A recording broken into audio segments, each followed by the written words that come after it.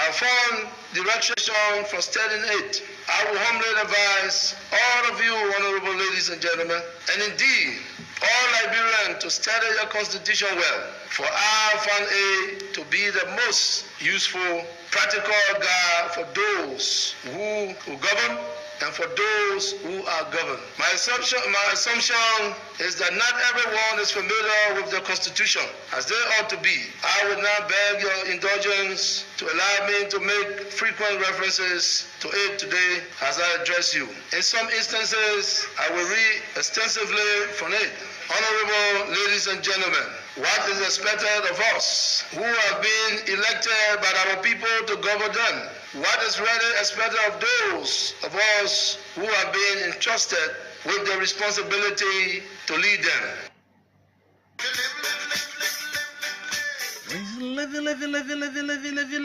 Living in a glass house, you don't trust, oh. Sounds like you're singing for living, my boy. You remain poor. Anyway, yeah, that's it, Okay, folks. Well, a way to be back and a way to announce the return of the conversation here on OK FM 99.5. The team and, of course, the broadcast of the conversation here on OK FM, because we are back to talk about our country. Not much in terms of the trending development, but I will pick and see where I've managed to capture for you. In the next few days, you can watch us live on YouTube. We are just about concluding a little technical glitch on that, which have started today for you to start watching us live like you do on Facebook. Once we are on, you can go to YouTube and start to watch us. OK FM is getting better. We are pushing you into the media industry. We are taking you one step at a time. So you're watching us on Facebook Live. In a day or two from today, you will be catching us live on YouTube like we do here on the show. So we'll be live on your radio, we'll be live on your mobile phone. You can catch us live on the YouTube.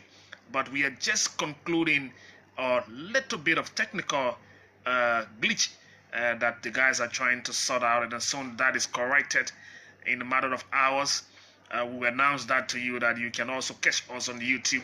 And you can go there. We will put all of the programs on YouTube. You can go ahead and subscribe to YouTube on OK FM, and we'll upload our programs there. The news will be on YouTube. Our programs will be on YouTube, so you can just go there and just maybe watch the podcast after the broadcast, and get everything. Yes, so yes, that is great. So proud of you guys. Keep it up. Shortly we'll be on YouTube, and you'll be catching us live like you hearing us on your radio. We'll be live on the YouTube just in the matter of hours. My technical team is just trying to squeeze out that little technical hitch that we are experiencing, and that's how we're taking the broadcast to the world. One day at a time, we are going to get there. Now you know we are on. You can download us from the Google Play Store. You can play us on your Android phone. Just go ahead and download the app. We are also there. Our app is available in the Play Store. Download that app. Listen to OK FM every day, everywhere, from any part of the world. Once you got an app on your phone, you can watch us live on Facebook. You start to listen to us on YouTube. So that's it. The industry is a very small industry, a very small team, but I'm sure we got minds here. We got individuals who are thinking of out the box, and we are gradually getting into the broadcast landscape of Liberia. Mervyn Reeves, how are you doing? Great work to you and the team as well, and we appreciate you, the young and the brilliant CEO of our time. I'm sure you're watching this broadcast as well. We are doing everything here to make sure this get better. There's a walk coming up for you folks, and we're giving back to you, our listeners out there. A hefty country entails hefty people. So OK FM is about doing a heft walk. It's not this Saturday, it's next Saturday. And of course, next Saturday is going to be the 26th. You ought to come and join us. It's free of charge. All we need from you is your participation. Join us from the Monrovia City Hall. We intend to form a queue that will walk. We are just walking and talking on different things and taking a stroll from Monrovia City Hall straight to the Samuel Kayando Sports Complex. We'll provide you water, we'll provide you t-shirts, and just so that you can walk. Park the vehicle on that day. You can even bring your driver to accompany you, but we will all walk that distance, sweat, and get re-energized, get onto the Samuel Kayando Sports Complex. We'll have health practitioners there. There will be a queue of different health booths. They will be doing little test check here and there, making sure that you are right in your health. People will be there to tell you about the food you eat, what time you eat. So those little health tips will be available. So we're doing this for the first of its kind. Here's a very big health walk. We've extended invitation to all of the different clubs that are providing doing exercise here in Monrovia. They've agreed to join us. We are asking you to come and join that health walk. Is a very, very big health walk. There's nothing attached to your involvement in it, even though we're looking for sponsorship from others to come in, help us with water, help us with juices, help us with fruit. We intend to put a whole fruit a fruit keeper card somewhere where you find oranges, you find just different fruits, and banana and everything will be available, because you're going to be walking, you will sweat, and you have some time to rest. People will do your various little first aid tests. So we are giving back to the community, we're giving back to the country in that very special way. And we here at Orchid FM, it's not just about coming here to give you the information, the broadcast side of it. We want to get involved into even cleanup campaign into communities. We want to get involved into discussing the economy and doing a seminar on the economy. So we are planning, and little by little we will unveil some of the things we intend to do, and with this small broadcast institution. Not just coming to sing requests and talk politics. We want to be a part of everything that will make Liberia better. And we're starting with a health walk on next Saturday. Come and join us. Be a part of it. It's going to be a very good thing to see. Make new friends. Get to know people. It's not just about seeing the staff at OK FM. It is not about us. It is about all of you out there. And come and let us celebrate our health. And that's what we're doing here on next Saturday. We keep talking about this every time we are on the radio. But let's get talking right here, folks. Let me tell you where we are today with the weather. I told you yesterday about the weather. I'm sure that weather report did not lie to us. Today, the weather is mostly clouded, and it's sitting currently at 25 degrees Celsius. Sometime this afternoon, it will be at 31 degree. 31 degree will be high. From 25 to 31, it's going to get hot. The sun will be up. But later on tonight or today is going to get into a shower form. So you experience shower and thunderstorm around the country. Every time we talk about the weather, we're not talking about Monrovia. We're talking about Liberia. So if it is not happening in Monserrate, you ought to check other parts of the country. So the weather is for the country. It is not for Monrovia. So it's going to shower, and there will be thunderstorm around some part of the country today. Tonight, the weather is going to reduce from 31 degrees from a very high level. It's going to descend. That is going to drop in the evening, and it's going to drop to 23 degrees Celsius, and it's going to be low. But at evening hours, there will be thunderstorm as well. On tomorrow morning, as you wake up and prepare for another day on tomorrow, your first approach in the weather, or for the weather, will be sitting at 31 degrees. That will be a little bit high in the morning on tomorrow. But it's not just going to be high throughout the day. You're going to experience shower and thunderstorm around the country on tomorrow. So just so that you know where we sit with the weather, and of course how we... let me just give you one developing story coming out of Ghana. For now, it's not too long, but we can talk about it shortly and move on to something else. Because a Ghanaian shoe seller has vowed to bring Yaya Jammeh to justice. There's this developing story.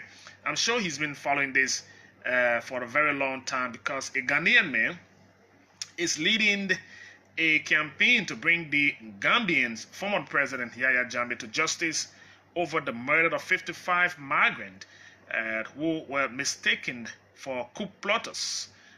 This report is being directed, and the source is the BBC.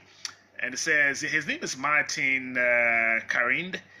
He leaped from a parked truck, even though in the darkness, and of course bullets whistled around him as he ran for his life through the thick Gambian forest. He felt, and of course at this stage of his life, he has promised himself not to rest until Mr. Yahya Jammeh is brought to justice.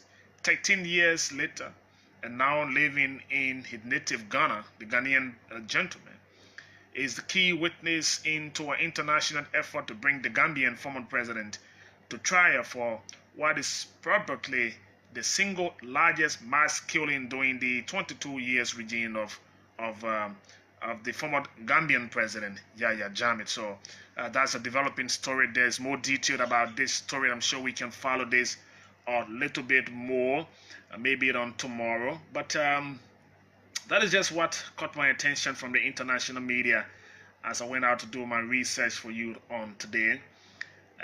Let me give you one sad information quickly before we get on to other development. For some of you of age, you will know the name. His name is, and of course, Councillor Francis Y.S. Galawolo. For those of you who stayed around for a very long time, Councillor Francis Y.S. Galawolo is dead. He died on yesterday, according to my source, at the SOS Medical Hospital. The late Councillor Francis Y.S. Galawolo was the Chief Justice of Liberia once, and of course he's also served Bond County as a senator of that county. I've been following his ailment. He's been sick for a very long time, but finally yesterday he gave out the ghost, and so he's normal. May his soul rest in perfect peace. I'm told that the family have started to talk about family meetings and other discussion leading to his homegoing. So that is the sad information for you. Councillor Francis Y.S. Galawolo is dead. He died on yesterday at the SOS clinic. That's what my information is, and I'm just wishing the family very well as they move on into this period of his loss. The country and Bond County should be mourning this great son of the soil as well. But details leading to his passing and other information, every time there's something else to talk about, we will definitely bring that to your attention. Okay, that is on the side note. But let's get moving now to something else. On yesterday, I'm sure you remember us holding a conversation here with Minister Eugene Fagon, right? And that conversation was very interesting at the point that we talked about the National Elections Commission and why we are still sitting at this point without the conduct of the senatorial by-election for Mosurado County and Bond counties. There was this claim and counter-claim here. I was trying to place simple questions, and we were all getting the answers from Minister Eugene Fagon about the role of the National Elections Commission. He said the issue of the election was not about the money, the net cut of the election, and there was this talk about the election and the money issue. In time past, the National Elections Commission had a press conference to tell the people of Liberia that because of financial constraint, they were finding it difficult to run the senatorial by-election. And up to the moment, or up to today's date, we are still waiting as to when that election will ever come to pass. The two counties constitutionally are underrepresented at the Liberian Senate. So constitutionally, we should have gone to election since the 8th. We've passed the date set for the election because the National Elections Commission have said no money. The government has said no. The issue is not about the money. The issue is about the request and the payment schedule, or whatever way the two ministers said yesterday. So when we talked to Eugene Fagon on yesterday, and then the Minister of Information, Proper Land, Eugene Nangbe, came on the line and equally thought to provide more clarification about it. And he said repeatedly that the election was not about the money of the election. It was some other procedural issue. So on today, I woke up early morning and I placed a call to the National Elections Commission chair to follow up the information from the government of Liberia. So today at 4 o'clock, you'll be hearing Councillor Jerome Kokoya here with us on the conversation. He's going to be providing the side of the National Elections Commission in that comment that came out of the government on yesterday. So Chairman Jerome Kokoya granted me an exclusive interview. I will play that interview for you at 4 o'clock. Listen and hear from the horse's mouth at 4 o'clock right here on the conversation. We are following the story as the break. So yesterday it was the government side saying money is not an issue, and the issue is about this and it's about that. I will recap the issue. I will recap the voices. We will replay the voice of Minister Len Eugene Nangbe on yesterday. Then we will pick up the interview with the chair of the National Elections Commission. I'm thinking we got more days to go, because if you listen to the interview that I'm encouraging you to listen to from the chairman of the National Elections Commission, you will get to hear a lot more on why we are at this point and what is the possibility of this election coming anytime soon. That's the invitation for you. So the chairman of the National Elections Commission will be here, and he will be talking to me on this radio at 4 o'clock. Stay tuned. Invite a friend to stay with us right on the conversation. But in the same vein, the Unity Party also came out on yesterday. During that interview, you heard Mr. Mo Ali. He called in on yesterday to provide some clarity on why we are still at this point. Folks, there is an immediate press release from the Unity Party, and I will read word for word what the Unity Party have said in their response to the delay of the conduct of the senatorial by-election. The release penned by its what is the position again for Mr. Mo Ali? He is the National Assistant Secretary General for Press and Publicity and Outreach. I hope I got your position right. The National ASG. Okay, so there's a release out, placed out few minutes ago on the social media, and a copy sent to me because we said here to talk about our country. Someone said, hey, someone said, I don't trust the NEC. You haven't even heard what the NEC have said. Now you jump up straight. Just after talking, the NEC will be here. You say, I don't trust the NEC. The whole thing is that we found a date and to move on and have the by-election. So listen to what the NEC chair will say at 4 o'clock. Let us not jump to conclusion. This is something. So I want you to listen, Mr. Soman Imaiwa, at 4 o'clock when the chairman will be giving us their side of the delay of this story. Watching you live from Hansburg, Germany. Good afternoon, Master Sharif. So the Unity Party, now in opposition, is writing here that the Unity Party condemns in the strongest term the blatant, deliberate, and well-calculated or well-ostracized violation of the Constitution of Liberia by the CDC-led government for its willful refusal to provide the necessary funding and logistical support to the National Elections Commission, NEC, to organize the by-election for Bong and Moserado counties, respectively. That's the condemnation coming from the Unity Party. That's in the first paragraph of their release on today.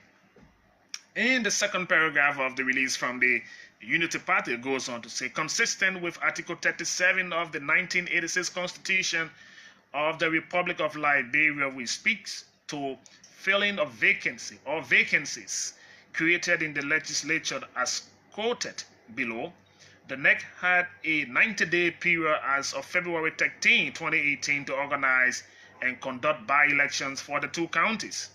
It further says here, in the event of a vacancy in the legislature caused by death, resignation, expulsion, or otherwise, the presiding officer shall within 30 days notify the Election Commission thereof. The Elections Commission shall not later than 90 days thereafter cease a cause by a by-election to be held.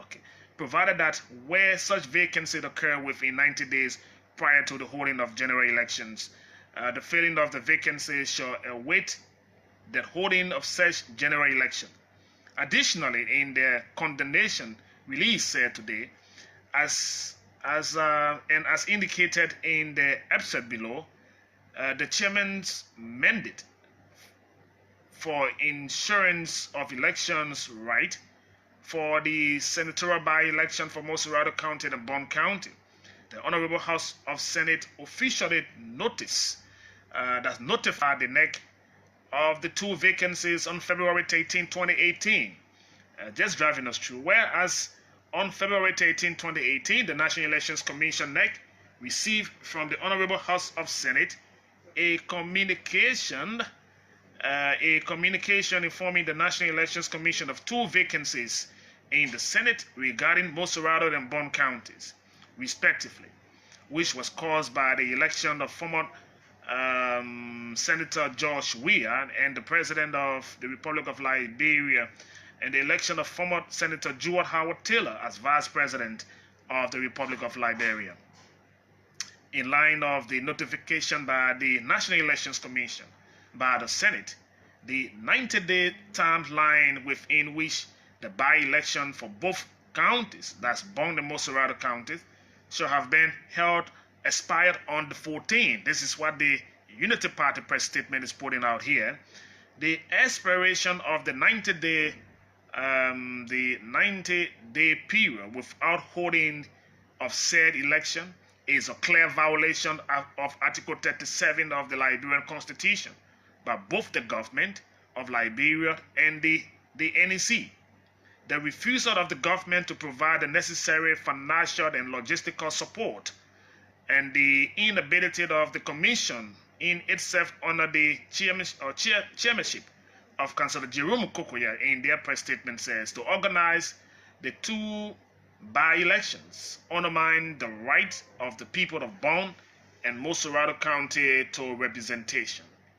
The Unity Party letter further says, or press release further says, what is even more troubling is the fact that the NEC is yet to set a date for the holding of the 2 by-elections, an indication that the gross violation of the Constitution of Liberia by this CDC-led government and the NEC is set to continue for a very long time. This deliberate act of violation of our Constitution on the part of the government is well calculated and intended to undermine our hard-earned democracy and the peace we enjoy. Another paragraph says here, the blatant degradation of the Constitution by any government, if unchecked, results to that government becoming dictatorial and tyrannical to its own people. To this end, we call on all political parties, civil society organizations, trade unions, the religious community, other international partners, and the diplomatic community to speak out against this well-calculated and flagrant disrespect to our organic law by the CDC-led government, which should in fact be jealously guarding the adherence to the Constitution. We all must together preserve the democracy we fought for, a fight in which many innocent lives were lost. That's conclude the press statement signed here by Mr. Moali, National AGS for Press and Publicity and Outreach of the former ruling party, now opposition Unity Party. So the former party now has sent out a word of condemnation here, condemning the government of the day for their blatant, deliberate, and well-orchestrated violation of the Constitution of Liberia. That's the Unity Party press statement coming out just following the delay of the conduct of the senatorial by-election. We are still moving on right here. Your take on this statement from the Unity Party can be heard later on. I'll open the lines shortly so that we all talked about this issue, because it is very key that we go to the election. And as I said, at 4 o'clock, the chairman of the National Elections Commission will be speaking in an exclusive interview here with us, and then we'll open the lines again so we all can go on to talk about the issue ahead of us with this election. If we are not careful, if care is not taken at this stage, it's going to be something very, very serious. And at this point, it's good that everyone has talked about it. So I got an information today that is, if not troubling, but I just want to put it out to you. I'm told that the executive goes to retreat on, is that on Thursday, tomorrow and Friday? But there's a retreat coming up by the executive. So the government goes to retreat, and they will go to Grand Bassa County for 2 days. The information is going to be a very intense retreat. So the executive branch of government, I'm sure people know how the executive is been structured. So there's 3 branches of government in our country. So we know there's a judiciary branch, there's a legislative branch, and there's an executive branch of government. But what is the composition of the executive? What is the composition of the executive? So ministries and agencies or institutions that made up the executive. So when the executive is going to meeting or going to a retreat, we know that the president cabinet goes to a retreat. So it is the cabinet, those who the president appoint, those who are directly involved with the president, and those who takes direct instruction from the president. So they fall under the executive branch of. I hope I'm right on this one. If not, when the lines are open, you can help to correct me on it. So the executive is going to a retreat for 2 days. So the executive have started extending invitation to her members. That means people who form part of the executive. Am I sure? Or am I missing out on something here? So if I'm missing out, I will equally need maybe some tutoring on that one, and which will be of no harm to me. We are all here, and it's not that we come here knowing everything. Sometimes, yes, we want to throw it out, and we can all learn it. So on the point that I'm raising, I'm surprised that the executive is going to a retreat, and the extended invitation to the organs that make out the executive branch of government. So I know the ministries, the agencies of government will go to the retreat in Grand Bassa County. How come the executive decided to invite the National Elections Commission to their retreat? Is NEC now part of the executive? So people ought to understand where the National Elections Commission sits. The role of the National Elections Commission. No government will compromise the National Elections Commission. No government will include the National Elections Commission in their executive cabinet discussion. NEC is an independent body. So I'm told that the current retreat that is scheduled for Grand Bassa, there's an official and the invitation is carrying a mandate. All of the friends who institutions that the executive wrote to go to the retreat, there's a mandate in that communication that you turn out. Why is the executive mandating NEC to go to their retreat in Grand Bassa? Is NEC part of the executive? I'm just throwing this out because I came across a communication today, and that was strange. Where? How come? Where?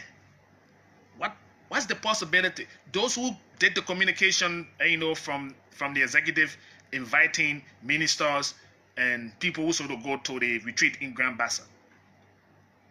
Why did they decide to invite the National Elections Commission? Is the National Elections Commission part of the executive to go for an executive retreat? Or is it an open thing that invitation to everyone can go there and be a part of it? I'm lost on this one, and that's my limitation right here. Maybe you out there, you got more to say. A cabinet is a composition if ministers, agency, and commissioners of government or what? Or for short. So is NEC part of it? I'm just asking. That's a simple question. Those of you reading and doing everything out of the research as I'm talking about it, just let me know so that we can I can stop it before someone say I'm just saying something out of the head. But I'm sure even the people within the National Elections Commission were surprised to see the letter. Maybe there's a reason for the invite to the National Elections Commission to go to the retreat. I don't know that. My limitation will stop me on this one right here. Is NEC not part of the executive? I don't know. That's what I'm asking. Is NEC part of the executive? Someone say yes, it is. A functionary of the executive. Ah, okay. So when the president is calling for cabinet meeting, the chair of the National Elections Commission goes to cabinet meeting?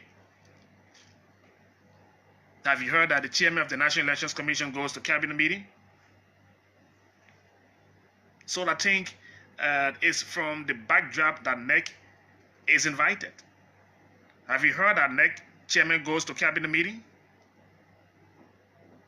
Can somebody help me out on that one? Have you seen the chairman of the National Elections Commission go to the cabinet meeting? Maybe. So maybe that's why he's been invited to the cabinet retreat in Grand Bassa County. As I said, I'm lost on this one. My limitation will stop me right here. Let's go to the lines. 4 o'clock, the chair of the National Elections Commission will be here at 5. On the flip side of 5 o'clock, we'll be talking the budget issue. The issue of the budget. It's emergency. That's why they are called. The cabinet did not say they are going to assemble in Grand Bassa County due to emergency. That is not what I said. When Minister Eugene Fagon spoke to us yesterday, he did not say the government was called in an emergency cabinet meeting. It is the CDC government first cabinet meeting, first retreat. Put it that way, first retreat. Yes, someone says Smith, yes. Sekou Kalasko Damaro, Sekou said yes. Obviously, NEC is a part of the executive. Okay, Sekou. So when last the chairman of the commission or NEC attended cabinet meeting? Since in fact he's part or that commission is part of the executive. Do they go to cabinet meeting, by the way? Yes, Sekou, I got your point, Sekou Kalasko. So I'm just lost on this one. So we can provide education along the way, and on a day like this. That's the pro-poor government. So pro-poor thing will be happening here. Emmett Green is putting that. So let's go to the lines. Let's get some education here. We can all talk about it. Ben Sanvi, you can just send me the text, Ben. You help me all on this one here. Because when I saw that letter today, say, I don't know, you have to go to 0777700995. Let us be polite and speak our mind to some of the issues we raise. It's not just about what I put out here, but that's our talking point. Let's get talking on 07777009508880939395. This is the conversation. OK FM 99.5. First caller. Hello. Hello. Yeah, good afternoon. Good afternoon to you, sir. Yeah, my name is Emmanuel. I'm calling from the borough of Mississippi. Please go ahead, Emmanuel. Yeah, what I want to know, the issue that you get with, first I want to know who appointed the member on the board of the National Election Commission. It's the president.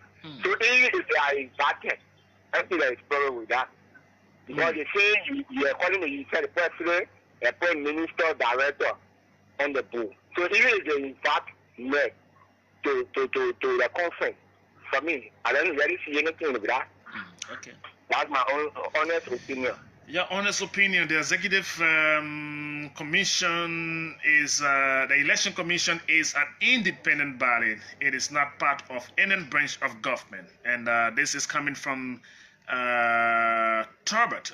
Just can't get your first name, sorry for that. So let's get talking right here. We're just trying to correct something. Let me take the next caller. Hello. Afternoon, Slave Topper. How you doing? Well, I'm doing good. How are you? Thank you to the OK family. I pray to God to be part of that work, help work, and do some examination on my body. Yeah, thank you. Thank you. Let's go to the issue.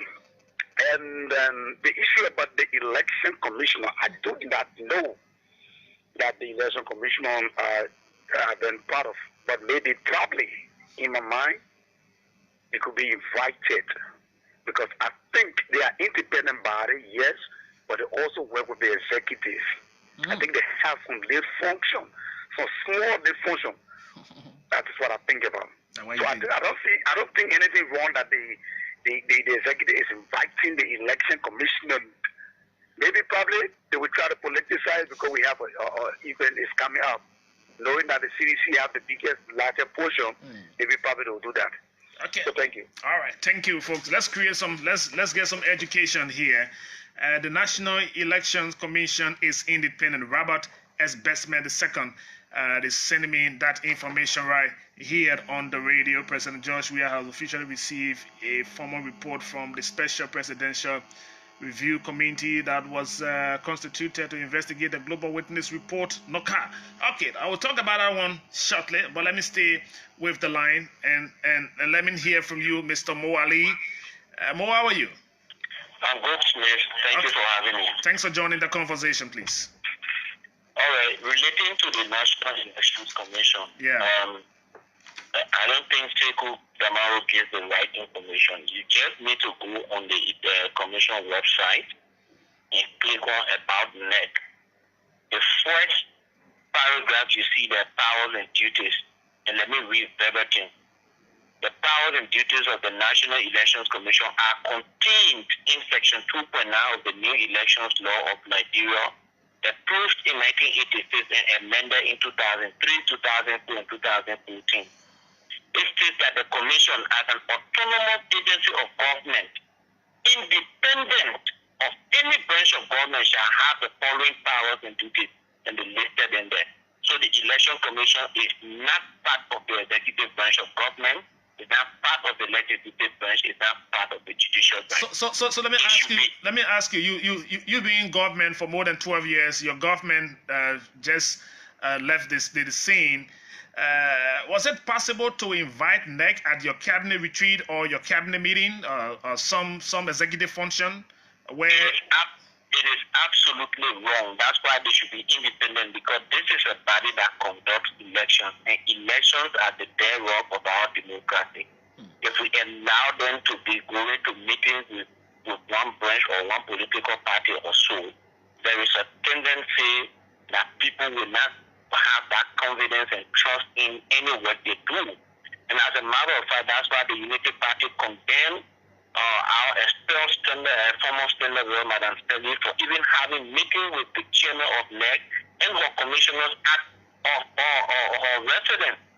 We clearly stated that was wrong. These are people that should operate independent of any branch of government. So if they are invited to any retreat or something, it is flatly wrong, and that should not happen. Okay. And not even sure the commissioners and the chairman should accept that invitation to go and participate in the executive branch retreat. All right. Thank you very much, Mr. Mo Ali. We are right here on the conversation. Very interesting here. Just throwing us something that came across on today. Let me talk to Honorable Yeke Koluba. He's from the other side, another branch of government. Mr. Koluba, how are you?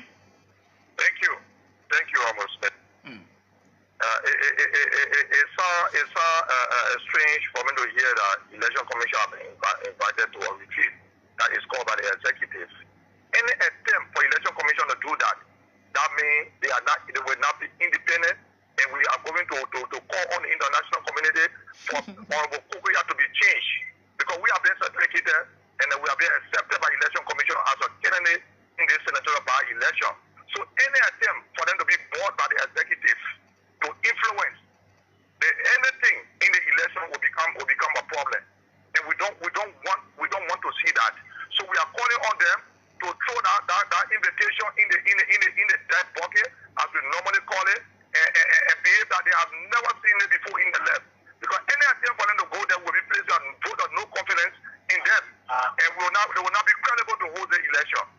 Okay, thank you very much. Thank you. Thank you very much, Honorable Yeke Koluba, for making your point here. I got 5 more minutes on this side to take your calls. Let's get talking on 0777700995. I got one news coming up on the investigation and the committee. They made a report today on the Global Witness investigation. I'll tell you that shortly. Let's take the next caller. Hello.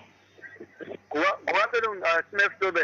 Let me say good afternoon to your listening audience. My name is Stephen Gocho, and I call you from Antakutan resident this afternoon. Stephen, please go ahead and make your point.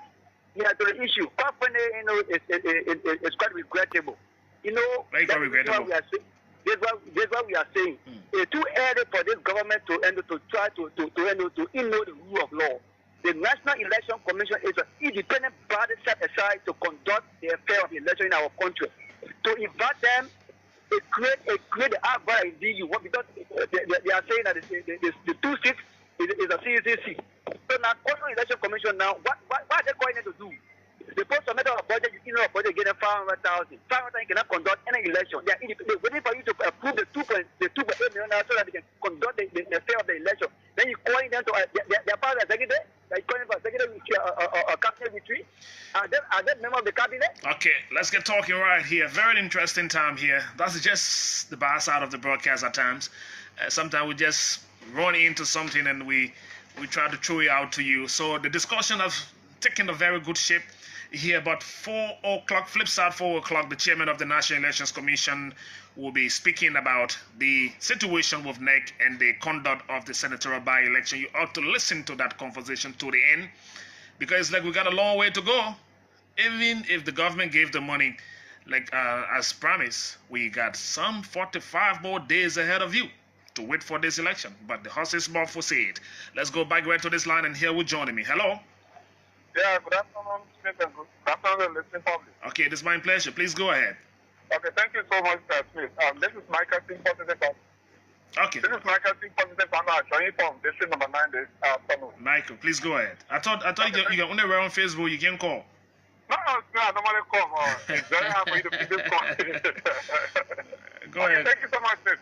As the honorable mayor you said just now, Mr. Colbert, let the NEC just forget about whatever invitation. Let it act as if they do not even see anything. Because any attempt for them to attend this retreat, I think it will be very bad. The election is already having question marks. And let's not talk about they attending, they are just a separate body. They are not part of any executive. So they should just forget about this particular invitation and just let's look up to them and see when we'll have this senatorial election. So thank you so much, Smith. All right. Thank you ever so much, that is, for joining the conversation here on OKD FM 99.5. This is a good old afternoon, Frank. I'll take it always to the early evening hours. Sometimes just the bar chichi put the boy in town. Just put my nose in somewhere and got something of. Let me go back right here. Hello. Yeah, good afternoon, man. The lost and found Peter Kessler. How are you? I'm okay. We are around the terrain. Good to be around, my brother. Yeah, thank you for the topic. You know, I'm a little bit confused and disappointed. This is why words are something that you don't easily use without knowing the meaning. The guys during the campaign, they said change for hope. This change they were talking about, is it a positive change or the negative change? Because they are just doing things upside down. You just discussed our constitution of making sure that we have the by-election within a 90 days period. But it is unfortunate that yesterday I listened to the deputy minister acting that he wants to seize the entire show for you. You interviewing about the man behaving that saying he's the one that invited you to studio. You know, it is just troubling. It's just troubling to see people that have been in opposition for 12 or years. They're struggling to even put themselves together. Even the after declaration is just another wahala. Thank you for the time. Thank you ever so much for the time. I'll take 4 more calls now, and then I will come back to this line here. There's one call coming from the United States of America, and so let's take this one. Hello? Hello? Yes, how are you, sir? Yes, how are you? This is Smith TOBY here. Hello? This caller from the U.S. is not ready to go on, so let me come back to the local line, and we are back home. How are you? Good afternoon, sir. And how are you, sir?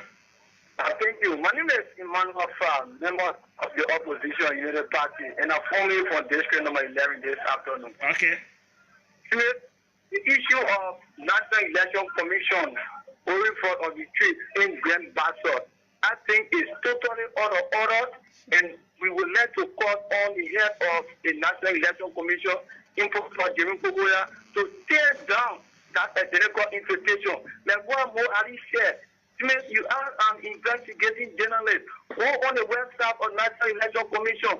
That identical institution, it is an independent autonomous agency to see this government that knowing fully well identical institution, it is an independent institution to call or to invite National Election Commission to a retreat is totally unacceptable and will not allow it. Because any attempt for National Election Commission to go to that retreat definitely will be compromised and we will not have any independent body to conduct the election. All right, thank you. 3 more calls to take, then we'll transition, take a very short music break. We'll come back, we'll get on straight to what we got packaged for you until 5 o'clock. The chair of the National Elections Commission will respond to some of the issues here that we highlighted on yesterday. But let me take my last 3 calls now. Hello, yes, how are you? I'm Mark calling for Oro. You say your name is? Mark. No, Mike, please call your full name. My name is Smith Toby. What is your name? Mike George. Mike George. Okay, go ahead, Mr. George. Mike. Yeah, I heard the caller there making a statement talking to any attempt. They call radio station when they have you talking to any attempt for the election commission going to the retreat. They will be definitely.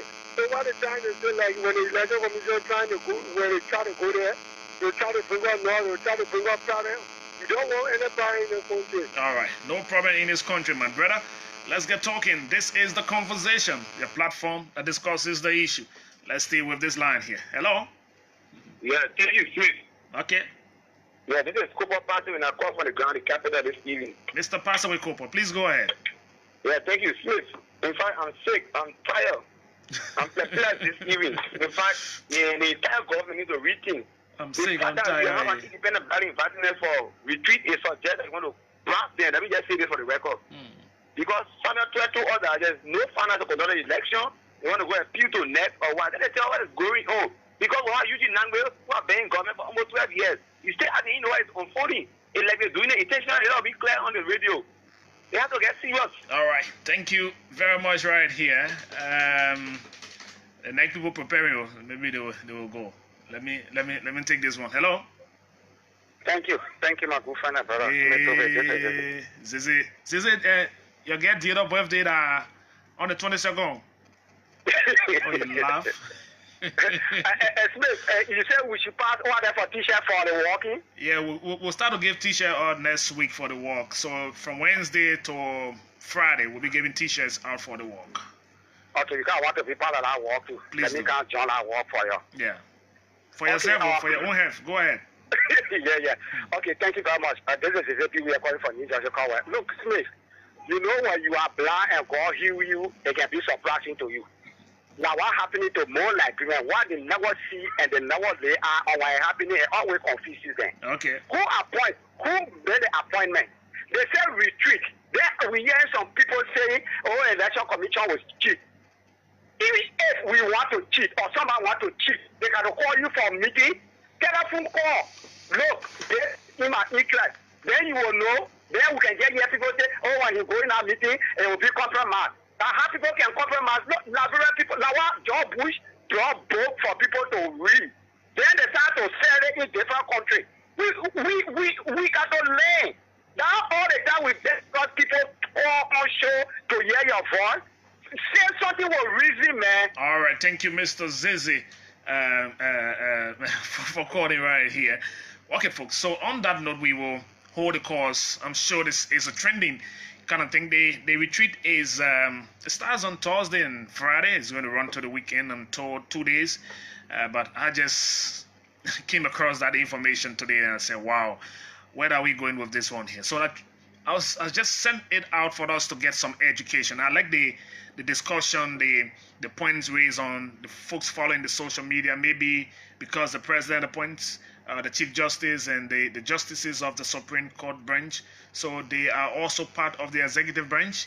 Okay, someone is asking that question. So because the president appoints the Chief Justice and the justices of the Supreme Court, so are they part of the executive? Can they equally go now to cabinet meeting or go to cabinet retreat?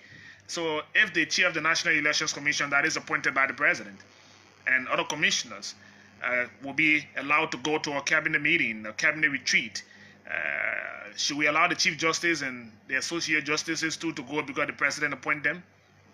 So looking at the independence of that body, but folks, we'll leave that for another day. It's trending for you. Take it and keep talking about it on the other side. But one information just coming in is that President George Weah has officially received a formal report from the Special Presidential Review Committee that was constituted to investigate the Global Witness report on NOCA. So the other day we were talking just a few days ago on the whereabouts of this committee, even though they were given some space or some time to work. Now today they officially submitted their report. I'm interested in seeing what that report says. The report was presented to the Liberian leader on today, Wednesday, at the Foreign Affairs Office. And of course, the president is reviewing the findings and recommendation made by the committee and is due to come out with an appropriate course of action shortly. Can we see the final report? Can we see the report? We want to see that report. Yes, it's going to be thanks to the committee. At least finally you given something. We ought to see it as well. It's on the president's desk. The president is now reviewing what the committee found out in the Global Witness report. We talked about it. We've been reminding the president, and kudos to the committee. They finally submitted a document of their investigation in the Global Witness report to the president today. The president is viewing this. Mr. President, let us not take you another 3 months to review it. We want to hear, but thank you, at least thanks to the committee and thanks to for the job, whether it's job well done or job done. We will want to see the detail of that report, but it was submitted today to the president, and we can give it up to the committee. We are gradually getting there, folks. I'm looking for some pepper soup. It's getting cold in here. I'm back in a jiffy.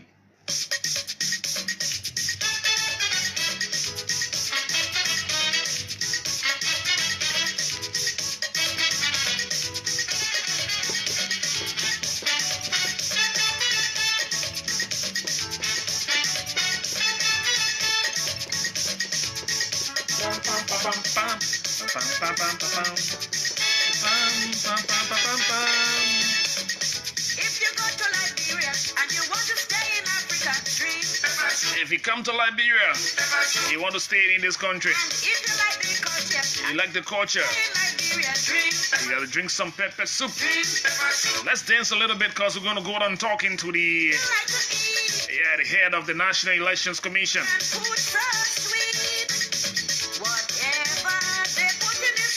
Whatever they put in the soup is the truth. You can't lie down, you can't sit down, you can't talk it. You got to dance, you got to drink the soup. Pepper soup, pepper soup, pepper soup. Once you drink that pepper soup, you can never get away. You gotta stay. Return of Monique. I thought that Timaja was going to bring you by the small lady with a big voice.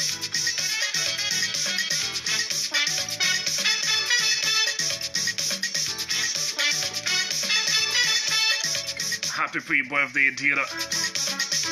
All of you with the Henneken and the Guinness and the Budweiser and the Dior, we'll start collecting the Dior and the other drinks from the 20th.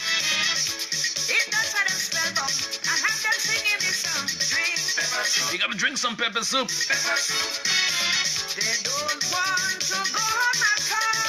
Let me do this one here for you, Mr. Preston Chaido. What's cooking? What's going on? I'm sure you're doing good. Put some bone in, put some dry fish. Don't put more in the pepper soup.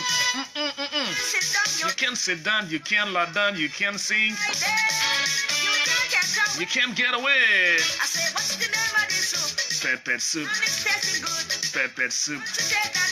Pepper soup. That's the only part of the song I know. It may even bust your eye. You will stay right here in Liberia when you drink pepper soup. The government do not hide at the tactics of the people. What is that? I'm not seeing this on here. All eyes on you. His Excellency, all eyes on you. Somebody says, yeah, you can't dance in pepper soup. A lemon boy, I heard of this Yankee man. He went to the motherland and drank pepper soup. He drank Her name is Carla Subros. He couldn't understand why he could leave the land because of pepper soup. Her name is Carla Subros, yeah? And somebody said, who sang this music? It's so much mixed up. Nevin Corridor. Crayfish, crab, and barracuda. Put some crab, put some dry fish, Oh, and put everything. Put some little bitter boy and some little pepper, sit down, he could lie down, he could turn around. and put enough pepper when it's rainy, you know? He could get away. You never get away. I say, what? Jesus J can relate to this one. Man, it tastes good. Want to take a taste? You can't leave the place.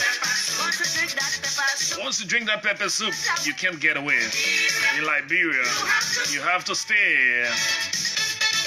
Beautiful song right here, Calypso Rose. Let me hold this music, man. We can't just get on with music. You know, sometimes when I get in my music business, and you know, I really enjoy music thing. But okay, folks. So we'll go back to where we started on yesterday because that's the starting point of the conversation.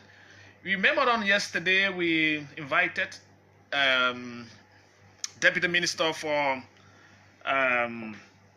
Public Affairs, Minister Land, Eugene Fagon, Minister Eugene Fagon, and we had an open conversation. We were just talking about the general trending issues in the country, and then we started driving in the discussion. We went on to talk about the election and why the government isn't supporting the election. What are the issues for the conduct of the election? So for us to connect properly, let's recap what Minister Eugene Fagon said on yesterday. And we'll bring in the voice of Minister Eugene Nangbe. Then we'll start the conversation with the chair of the National Elections Commission. This is how the conversation started. And the response to the question we placed to Minister Eugene Fagon about the election, the senatorial by-election. You wait for the other one. How can Wait now. How can a budget of 2.5 or 2.9 million agreed upon by the National Elections Commission and the government, and of course the players to the game, and then you give half a million, right? Yeah, and so here is what I challenge the press people to do. And you gave it in April. Well, at least we gave something. If you needed the other one, all you had to do request it. Now let me ask you, how many journalists in this country went to the NEC and said, hold on, you said that you were putting off the election until otherwise ordered because you didn't get the money. Can we ask you this? Did you request it and you were denied? I spoke to the National Elections Commission. I spoke Yeah, to the speaking chair. to them is not asking them that question. That question is, you received $500,000.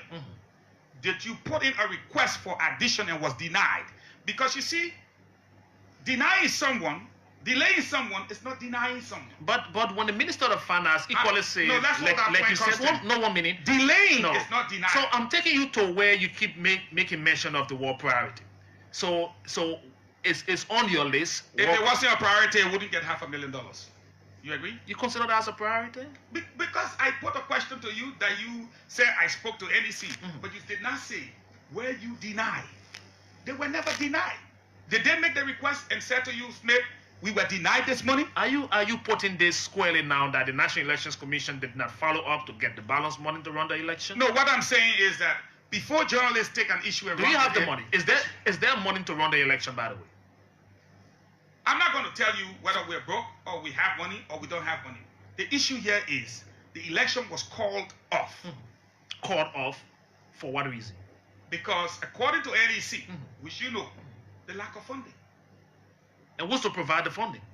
Oh, of course. The government. Our partners providing, we are providing, and even if you ask me now, I think I got a dollar, yeah, I'm willing to chip You in. got a portion, a huge portion of it to pay to the election. You say a huge portion. How much is a huge portion? We gave $500,000, the government of Liberia. So our partners who had promised, did they refuse? Did they deny to? We have to be very careful how certain individuals try to spin things. Because at the end of the day, it is not what it seemed to be. Okay. Thank you very much, Mr. Minister Eugene Fagon. And then during the conversation, the Minister Proper of Information came in and he thought to help us, give us some more understanding of why we are running the delay in the conduct of the senatorial by-election. This is how Minister Eugene Nangbe took his side of the conversation. Nangbe, thanks for calling. Thanks. I just want to join my colleague Eugene to, try to explain some of the situation. People just come on radio and say the government violated the Constitution. How? Which part of the Constitution said that we should pay $4 million for elections? Anybody can show me that article? Yeah, the Constitution calls for a by-election when there is a vacancy in the Senate. But it didn't say that any budget that the National Elections Commission sends is the budget that should be paid. Did it say that? No. So the National Elections Commission sent a budget of very close to $4 million, 3.9 million. So the government should automatically, without reviewing the budget, scrutinizing the budget, just grab the money and pay it out. So how is that a violation? So we called the Elections Commission in and said, look, this is a realistic budget. The finance minister was clear. Then within a week, they reduced that by $1 million to 2.9. We continue to talk to them, they reduce it to 2.8. We continue to talk, they reduce it to 2.5. Meaning that original $4 million was something out of the, that was improper. And that is the prudent way for us to spend public money. So because the Elections Commission sent a budget of $4 million, why is, as they are suggesting, the finance minister just spent $4 million? Now it has come down to 2.5. Out of the 2.5, our foreign partners, including the UN, in this particular case, the UNDP said, look, we'll contribute almost $600,000, and the government will pay the rest. We all agreed. 3 days ago, 3 days before he had his press conference, it was when Okoya said in his spending plan, because we're not going to dump the entire $2.5 million onto him. There is a spending plan that is required for all the government that will spend anything. I want to clarify this. So if you can say that, so what you said, the problem was not the lack of funding. He sent his funding plan late, and he needed more time. We paid the first plan of $500,000 to him, for him to expand. He made a second request, and the same day he made a second request, he had a press conference. So the government will spend money prudently. So any member of the government, including myself as Minister of the Commission, when I request for money based on my budgetary appropriation, the money is not just given to me by the Minister of Finance, there are steps that will have to be taken before money is spent. And that is something that is followed. But so there is no constitutional violation in this matter because somebody said the government did not give $4 million. Let me ask you, Mr. Minister of Information. So now the set date to conduct the election, which was scheduled for the 8th, has passed. Where are we going now? Since you haven't seen anything constitutionally wrong with conducting the election on the 8th, and that's the set time that the National Elections Commission came up with. But when the current president, Ambassador George M. Weah, when he became a senator, what date did we have it? Did it happen on time? Was there a constitutional crisis in 2014? There was none. We had a state of emergency. I'm so assure you that when we approach that data, there is a decision. There are several tools in the hands of the executive branch, in the hands of the judiciary, in the hands of the legislative branch that can correct this situation. So for someone to say there's a constitutional crisis, was there a constitutional crisis? Was there a constitutional crisis there? But From different airlines, I'm sorry. From different airlines, there was some legal corrective measures taken. So there was in a crisis. So there was not a crisis this time. So, Mr. Minister. There are available mechanisms to the government of Liberia. The legislation that proves that send the bill of information to NEC can do other things. The judiciary could intervene. Our constitution is solid and it is strong. So because due to logistical issues, we did not have all the dates that have been planned, doesn't mean that the country will go up in flames. Okay, so the Minister Len Eugene Nambedon yesterday helping out his Deputy Minister Eugene Fagon in the discussion relating to the conduct and the delay into the senatorial by-election. You heard Minister Eugene Fagon yesterday said if we follow up to the National Elections Commission to find out why they cut off the election and what are the issues, since in fact they said money is not the issue to the conduct of the election, and there's some procedural error in terms of submitting payment schedule and what have you. I took my time off today to go to the office of the chair of the National Elections Commission to get his immediate response to this conversation held on yesterday. And we started this conversation, and I want you to take your time and listen to why we are at this point with the senatorial by-election. The lines will be opened after this conversation with the chair of the National Elections Commission. Please follow us to the end. Welcome to our microphone, Honorable Chair. Thank you, Smith. Thank you. So let us get this conversation going from this point. Why are we stayed at this position from your end as the chair of the National Elections Commission? We are yet to go to election. You've told the public is due to the lack of funding to the commission. The government operative, to include the Minister of Information and others, have said the issue of the conduct of the election is not money. So where are we with this election?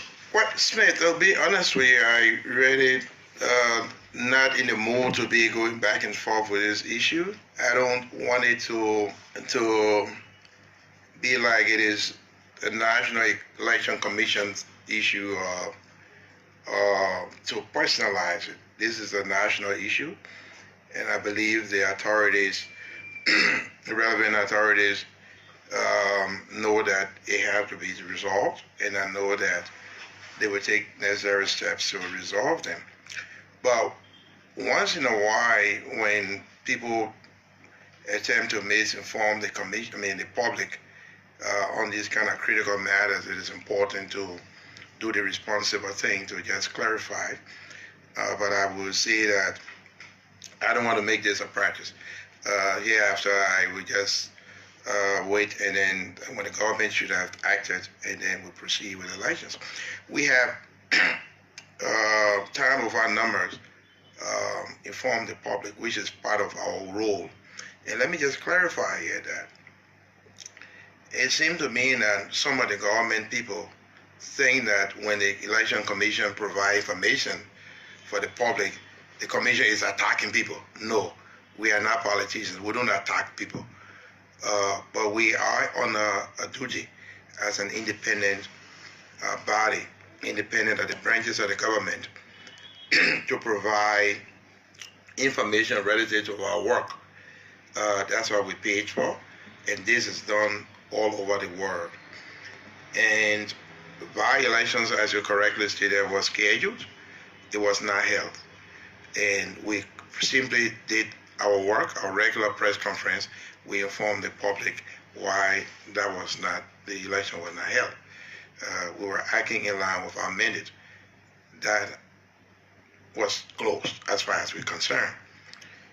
My only concern is the information you refer to, where the Minister of Information, who is a very good friend of this commission, on many times, Minister Nangbe has advocated for the independence of this commission, which we appreciated. Even under President Sirleaf's administration, he was one of his supporters there. So I'm a little bit taken aback.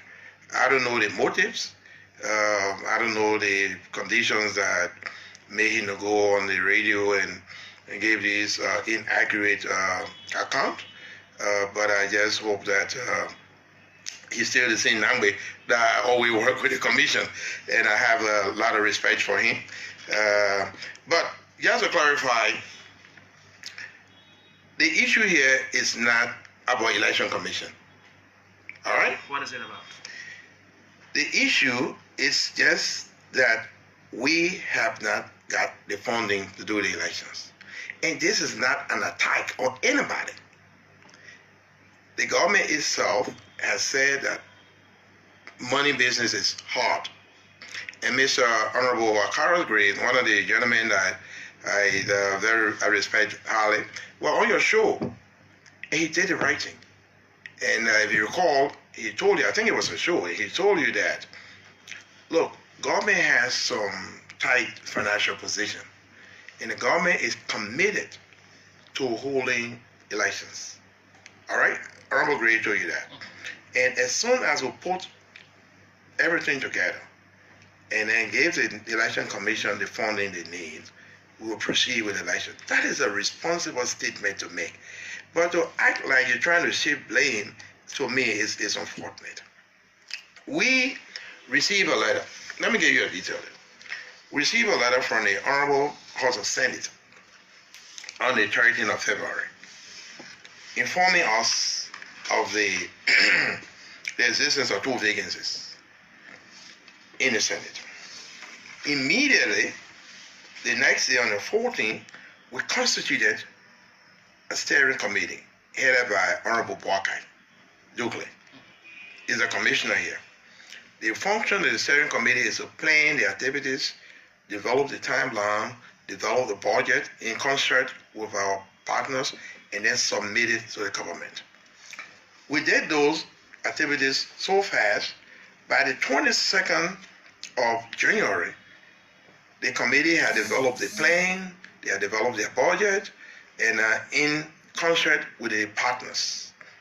We wrote the Minister of Finance, as is the usual procedure, submitting the budget.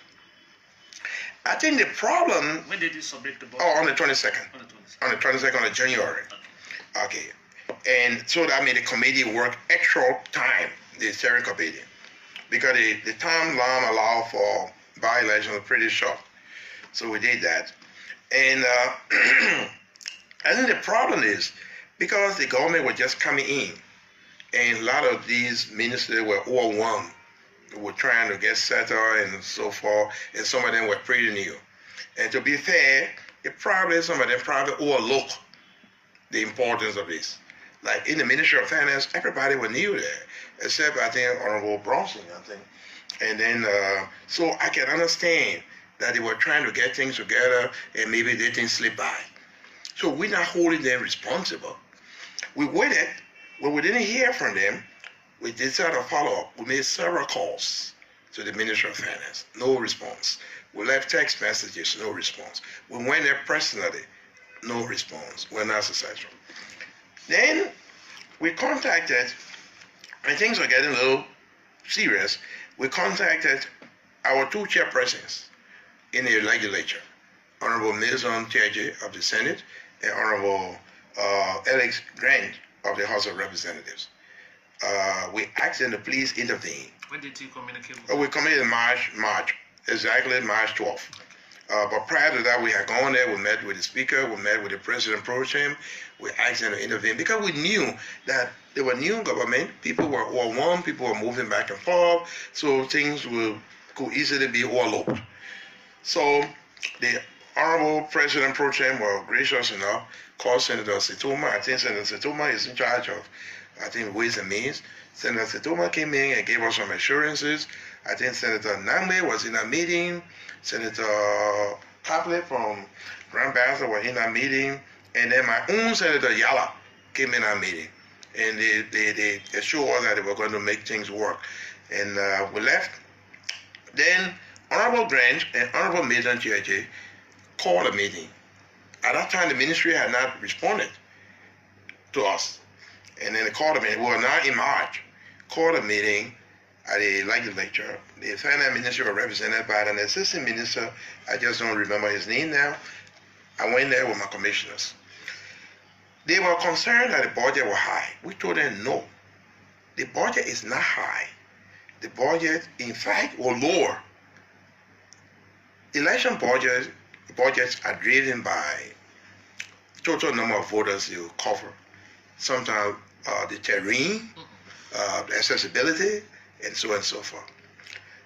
Here, you are talking about almost half of the population. You mean for most rather than Bone County, half of the voter populations. Worldwide, the cost of voter worldwide is $5 average. In some countries like Kenya and places, it's more than that, $25 and more dollars. When we submitted our budget, it was $3.95. It was lower than a worldwide average per voter. If you consider all of the people with it, that was a reasonable budget. And in developing budget, we don't go around and say we're making charges. No. There are special activities that the international instrument that govern elections anywhere, free elections everywhere, require that you do. The activities that we do. Those are the activities that drive the cost. Now, we discuss it. We say the only thing we can do, if the money is an issue, we can cut down some of the activities. So we agree in our meeting. Did that suggestion come from the commission? Oh yeah. Yeah, it came from us because we're trying to compromise it to hold the elections, and we realized that there were a money issue. But this is not like the government is playing fun. We live here, we all know that it's money issue, and also we know that we have to carry out the elections. So we wanted to make a compromise. We said, look, since there's the by-elections, we can cut down some of the activities. So they're not like somebody bloating, like some people being falsely carrying around. So what we decided to do was, usually, when you issue the voter cards to these voters, the government pays for that. Some of our voters, unfortunately, will misplace theirs or destroy theirs. The Election Commission is interested in having everybody who's registered to vote.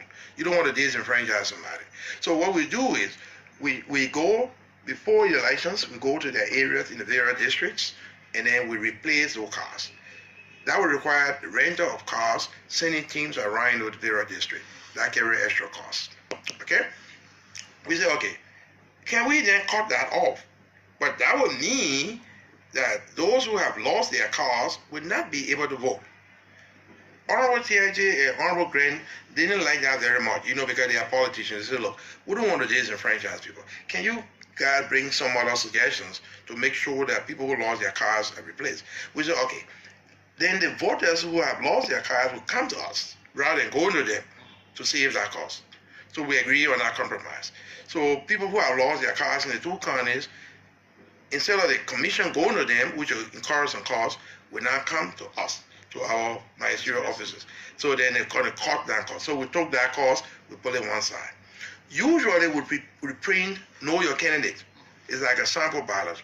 We gave that to the candidates. They take that to go around to campaign. We'll also do that for teaching purposes. We said, okay, then we can cut this off. So that will cut off. From the budget. From the activities of the election. So that carry along its own cost. Then we agreed that civic education, voter education, usually we print the banners and posters, huge thing we put around. We will not do that this time.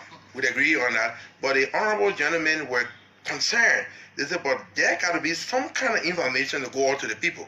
We'd agree. But we said, well, we got to do it on a limited basis. So we agreed that some one or two radio. If you notice, all of our papers that were being all of our papers, the newspapers, we usually put all the announcements in most papers, but we did only one newspaper that was part of that arrangement.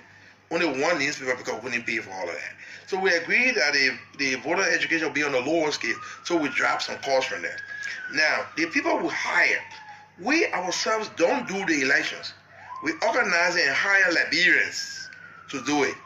So in this case, I think we got about 12,000 staff that will be doing the elections. We pay them usually between $60 to $300. So we agree to cut that down. Okay, because that's what they usually make. So we cut that down substantially from their staff. They're paid for the people. So they are cut down. So all of these deductions and all of activities that were dropped the budget to $2.7 million. You understand? Okay. So on the contrary to what Minister Nama is saying that, oh, the people say the budget, we pressurize and the president, no. Okay, that's how it went. We draft activities. So we had press conference because we have a duty to inform the voters and political parties what had happened. So we told them that now, this time around, we're not going to be printing know your candidate. You do it on your own because we don't have money right now. So those were the activities. Now the 2.5 and 2.7 million, government then said, look, we can come up with 1.8. So we suggested to them that let's engage the partners, the donor partners. So we even drafted the letter, the template. We sent it to the Ministry of Finance, and they sent a communication out to the partners. Partners graciously agreed to come in with, I think, $600,000. So there will be a balance of, I think, $300,000 extra. And then at the project board meeting they just had, the executive director informed me that the representative of the Ministry of Finance agreed that government will take responsibility for that. The $300,000 plus the 1.8 will be 2.1 million. That's what the government is responsible for to provide. Usually, what the donor partner agree to provide, they're not giving you cash. They take loans. Take some of the line items? Yeah, some of the loan items. So that comes later on in the whole stuff. But let me tell you something. Why it is important to get the government commitment? Because the PPCC, people sometimes overlook the PPCC. The PPCC is one of the most important agencies of the government that regulate all of the procurement processes. We at NEC have tried to live within the rules of the PPCC at all times. So PPCC requires that they have to see the money, not necessarily cash, but some commitment from the government, some letter, something that, look, we will fund the election in this amount before they can consider our cash plan and our procurement plan. Without the letter, the PPCC will not, because they don't know how much you got, all right? So the communication from the Ministry of Finance signed by Honorable Wolokole was written March 29 to the PPCC. You understand that? March 29, the PPCC received it, then we immediately engage Honorable Jala, Double Jala, the Chief Executive Officer at PPCC. He too was gracious enough, knowing that time was no longer on our side, he agreed to approve all of our plans that was submitted to him. All right. Now, but because of all of these conditions around, oh, no money, some people say, oh, the election not important, we don't have to do it, we got other priority. Some of the vendors, especially the international ones, have been a little bit reluctant to pre-finance, but they have to pre-finance because we don't have money. But what they say, look, let's do like 2014 when we had issue here. What they will do is we'll require that the money be put in escrow. We're not taking it. You're not paying us. People will pre-finance. We just want to make sure because we don't want to pre-finance and then have some issues. So those are one of the issues. So that was one of the issues, I'm sorry. Then because from there, the government is supposed to give up committed $500,000. Yeah. That $500,000 were not paid until sometime late April. Well, just a week or so before the election date. So how can you say money not an issue? The $500,000 were given to us sometime late April. Okay, as a check. That $500,000, we took a little under $100,000 to conduct a nomination, which we have already done. We then used the other one to get our computer supply in. The $400,000, we're not touching it. We then tried to commit $300 of that towards the kit, which cost $700 and some more thousand, and $100,000 to go towards the ballot papers. All right, and which cost $286,000. So in the hope that as soon as the government gave us the rest, they made allotment. We're going to then fulfill that. Okay, and then clear that. Then we can then go back to the legislature because remember the constitutional time frame has lapsed. We got to go back to, and now we don't have any authority now to set any time frame. We got to go back to the national legislature to ask them to give us time for the elections. We cannot do that if the payment term not concluded because we don't want to ask them to give us a date, then we don't succeed and go back again to them. It would be like it would be pretty not a responsible thing to do. So let me just jump in here at this point. How you may mention, you've talked a lot, how you may mention about the payment plan on the show on yesterday that you are referencing the Minister of Information. He made mention of your payment plan that also talked about the late arrival of the payment plan and the issue of of giving the money had to do with your submission of the payment plan. And how soon did you submit that payment plan? I just told you we sent the press request to the Minister of Finance January 22nd. So Minister Namwe, who is a good friend of the commission, I think, when we're getting older, things can happen. I don't know. Maybe he just a little bit missed the boat and he had to talk, and maybe he didn't want to talk. So late submission had not been an issue. Okay. We requested $1 million, right? This is $1 million for this May, or for May. But let me just go back again. We submitted a request since January 22nd, and we didn't get any response before we started engaging other people to go through all of this stuff. And when we didn't agree that the 1.8 they were supposed to pay, we immediately sent the request to them in April. And we didn't get that $500,000. I think I'm gonna let it before I travel. When I travel, all I thought the money was supposed to be here. When I came back, the money was still not here. Well, we perfectly understand, Smith, that government has some financial problem. But we cannot pull it under the rug and pretend we got the money. We don't have the money. So we need to tell the Liberian people, look, we don't have the money. We're looking for the money. When we get the money, we're going to put this thing together. It can't be like we're fighting each other. We are not fighting government. We are not fighting anybody. We are simply trying to inform the Liberian people that we cannot hold election because we do have financial situation, and that's the truth. We cannot lie to the people. So going on the radio and say, oh, it's not a money business, I think that's irresponsible. It's money issue. We haven't had money. It's not that the government got the money, they don't want to give it. But it's true that they don't have the money, which is a national problem. So we all need to be responsible and then show the people that, look, we are working hard to get the money and then proceed to hold elections. But they equally promised that besides the $500,000 that they gave you in April, you also failed to make follow-up. That was one thing one of the ministers said on yesterday, and he equally said there's some money that's supposed to come to the election commission on today. Are you in the know of something? Okay. Take for example, okay, Smith, you here, right? On Friday, the UN got concerned. They scheduled a meeting between Minister of Finance and myself. I attended that meeting with my executive director. The UN resident coordinator were there. That was on Friday. The meeting was very early, 8 o'clock. Minister told us, look, things are tough. The Controller General in that meeting, he even told me, he said, look, Chair, things are a little tough. We are committed to the elections, but things are tough. So what we're going to do, we're going to come up with another $500,000 on Wednesday. That was just on Friday. Yeah, on Friday. And on Wednesday, we got it. Yeah, they said Wednesday today. They said they're going to give us another $500,000. I told Minister too, I said, Minister, because he told me, because they sent our partner, the UN, people said they're going to give us another $500,000, so that'll be 1 million share, we can move forward with that. It was a friendly meeting. I said, well, Minister, what the UN promising they're not going to be cash, so that they're going to be long items they're going to take. So therefore, we agree anyway that they're going to make, Minister to a promise me, said they're going to make some $500,000 available no matter what. I'm going to send the instruction down. Today, Wednesday.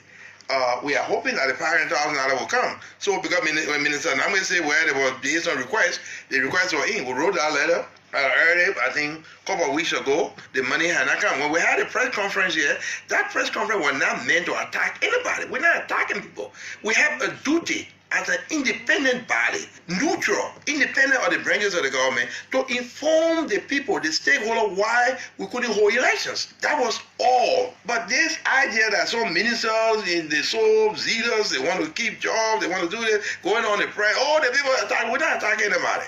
Okay? So when you come and say they're not money, okay, the people should send a request. Now we sent a request 2-3 weeks ago. Are we going to get a $500,000 today? Maybe not. Maybe not. So what Minister Namwe will say again? He will say they're not money issue? Or he will say that because NEC did not send request?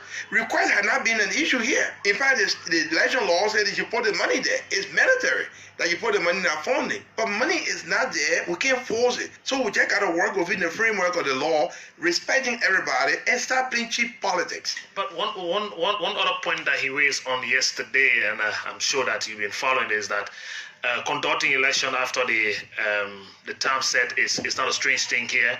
So taking us back to 2014, the time of the Ebola, there was a situation of election.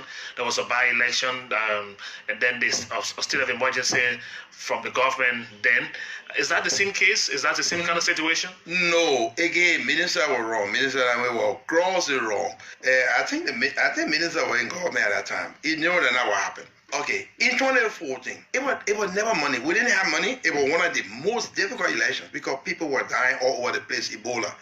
Even partners were not willing to work with us to do elections. People were dying all over. You knew that. Government was squeezed. Airplanes, airlines were not coming in. People were not coming in our country. It was the national election, in spite of all of those difficulties. And Minister Amara Conner was Minister of Finance, and he can bear me out. It was not money issue. The government at the time was committed in the midst of all the difficulties to provide the money. It was $50 million, I remember.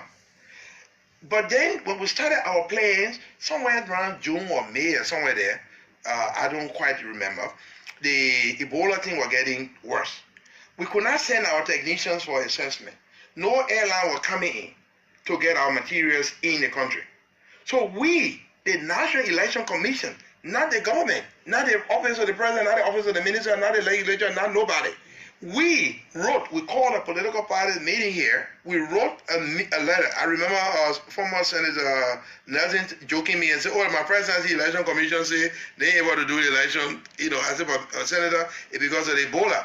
We wrote the letter to the president and asked the president, said, Madam President, because of the situation now, we cannot send our people, we cannot hold meetings or consultations or people in the field because of the Ebola situation, and no plane coming in, we don't know. So we are respectfully requesting your good offices to invoke the appropriate legal mechanism so that the elections can be postponed. And the only way we know the election could be postponed under the law was for the president to suspend the constitutional provision that calls for the election to be held. And the president could only do that during a state of emergency. I know I should say fortunately, the government came up with a state of emergency because of the border situation. Then we used that opportunity, we sought legal opinion from some of the top lawyers in the country. And then we then wrote the president back. We said, well, they could suspend the provision given. So the president, in consultation with the national legislature, suspended the constitutional provision calling for elections. So that was the proper and legal way to go through. And then when that time expired, we went back to the legislature. Then the legislature at the time gave her the time to say anywhere on or before December 20th. That's how the election was. It was never about money. The $50 million, we didn't have it right there, but Minister Amara Conner, to his credit, had a meeting with us. Dr. James Corley, very instrumental man at the time. He called us, we had a meeting. They divided the $50 million into three installments, and they were never late, okay, even in the midst of all the difficulties. So it was never money, and it was never just some postponement that was done. In this case, it is because people were a little bit overwhelmed. We didn't have the proper consultations. I mean, the engagement that usually we expect from all our agencies didn't come forward, and then time slipped by. So we need to tell the Liberian people the truth, and then, like I say, in Liberia, nothing spoiled. The legal mechanisms are there, like Minister Nambe himself referred to. We will say take advantage of those stuff. So we just need to make some, put some effort, and so that we can hold the process, because it's necessary. You can't, you know. The next thing I hear is the constitutional side of it now. Now that it slipped off your hand with your time set, are we now into the constitutional violation that I hear people talked about? Yeah, I don't know. Violation is strong. Is a strong word. I think we have missed the constitutional timeline. I would say that we have missed the constitutional timeline to hold elections. The government can always come up with good reasons, and we sure will be proposing to the legislature a good reason to give us, to appeal to that body to give us time to hold elections. All we need now is based on the meeting I told you about, we had on Friday. I sure Minister Tua will live up to his commitment. We'll get the information today that the $500,000 have been made available. Then that will complete what we needed at the initial amount. Then we can then write the legislature through our various chairpersons, and then they'll give our time. I'm sure they will understand that this is not the making of anybody voluntarily. We just don't have the money, and then give our timeline that we can do the election quickly. So if the 500,000 promised by the Minister of Finance is made available on today, how soon you think the by-election will be in sight? No, like I said to you, I don't have any authority. I can only ask the legislature to do that. In the wisdom of the legislature, they could say, look, this thing drag on so long, you're keeping on this time, or they could say you're doing XYZ time. But again, we will be giving them certain conditions that will inform their decision. For example, it will put in the case. The case will take a minimum of 45 days, okay, usually to produce and ship to Liberia. Okay, so when we sign the agreement, which will be signed by myself, Minister Tour, and Minister Dean of the Justice Ministry, then it will be formalized. Then you will have like at least 45 days from that time to make a case available. So we need to provide that information to the legislature. So I'm sure that legislature, and indeed they want to say maybe after the 45 days. After 45 days. So I would say that is a very long push. So taking that for face value, speak that this by-election still got a very long time ahead. In-house, what all have you completed? Oh, we've done everything we've done. We have done all the essential things. We've done completed our nominations. I think Bon County, we got about 5 persons that will qualify. One of them we're still holding because there's a small challenge. And Monserrato got the other 7 candidates. They all qualified and we have written their letters to them. We have done our assessment in Bon County, all of our polling places. We started eating. We started in Monserrato. Monserrato supposed to be completed very soon. One of the most important things, people look at this, they don't.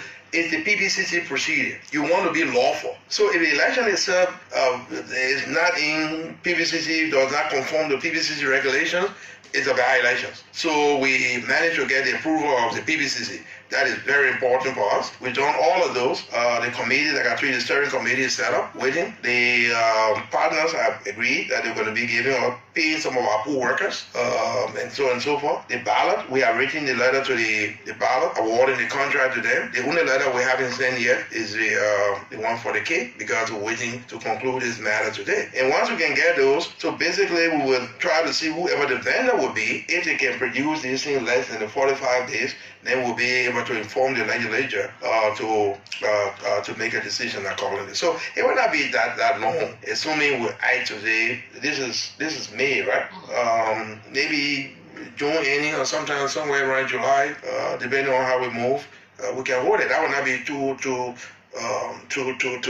late. Except we want to say something that we haven't asked you, but I think it's been a wonderful time speaking to you. Is there anything finally? Yeah, the only thing is I need to inform the people in the government, especially the executive. The government is everybody's government. And this idea of people just jumping on the radio, giving information that are not correct, and trying to castigate other people is wrong. We don't steal money here. We don't make budget that are not accounted for. And so when people speak like, oh, they make $400 about that, we never ask Ministry of Finance to just approve in the budget. As a matter of fact, accountability is one of the principles that we do. We cherish. Whatever information we set out there, we are always prepared to defend it. I think the problem was people were very overwhelmed. They just came in the government. They were not able to settle. They didn't know the importance of some of these things. So I just like to appeal to some of these ministers that when you want to speak about election matter, consult with us first. We are not fighting. We are not in politics. We are not political party.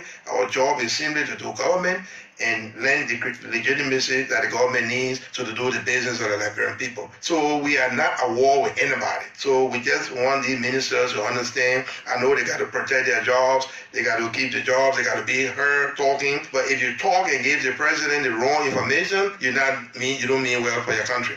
So I think we should give the president the correct information, what is legally feasible, because in a democratic state, all of our actions should be conditioned by the law. So, the president, that ain't nothing. It happened here before. You're not giving the president the facts. You're not giving the legislature the facts. You're not giving the court the facts. The Supreme Court needs the facts. The legislature needs the facts. The president's office needs the facts to make decisions. That is important. If you're a true patriot, you gave them the facts, not just information you want them to hear so you can keep jobs. That's wrong. It doesn't serve our country well. Okay, and that it been happening too often. I just refer to Honorable Akara's Gray. He went on the radio, he took responsibility. That's what the honorable man should do. He said, look, they got some financial problem, but we're working hard to resolve that. People should follow suit. So thank you, Smith. Okay, so thank you, Mr. Chair. Thank you, Chairman Jerome Kokoya, that afforded me the time today to sit in your office and to speak to the people of Liberia via this medium and this time of the afternoon here on the afternoon conversation, or better state the conversation. So you've heard where the conversation is right now. As of yesterday, with the push and the claim and counterclaim that it was the forthcoming the weight of the National Elections Commission. They cut the election off.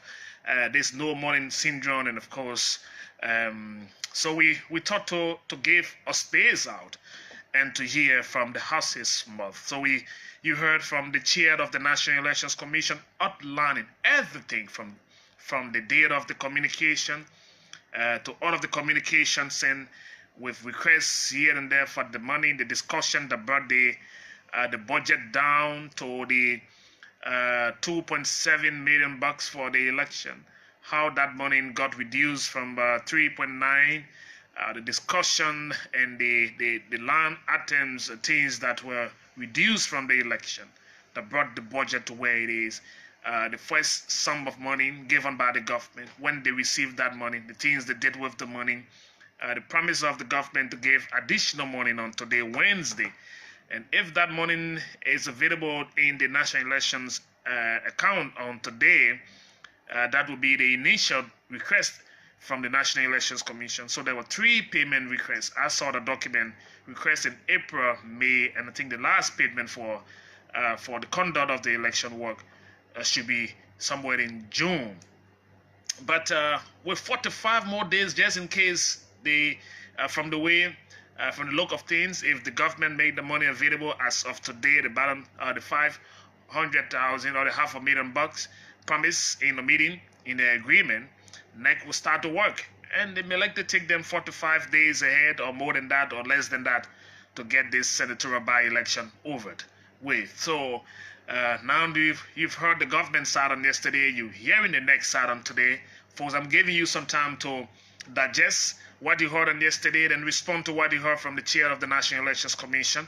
We're not shifting blame here, and we're just trying to balance the space for the conversation. So call me on 0777700995, 08809399395. This is OKFM 99.5. We beaming live and direct from Monrovia, Liberia, the heart of the city. Here we go. First caller, this one dropped the line, but 0777700995, 08809399395. Hello? Yeah, afternoon, please.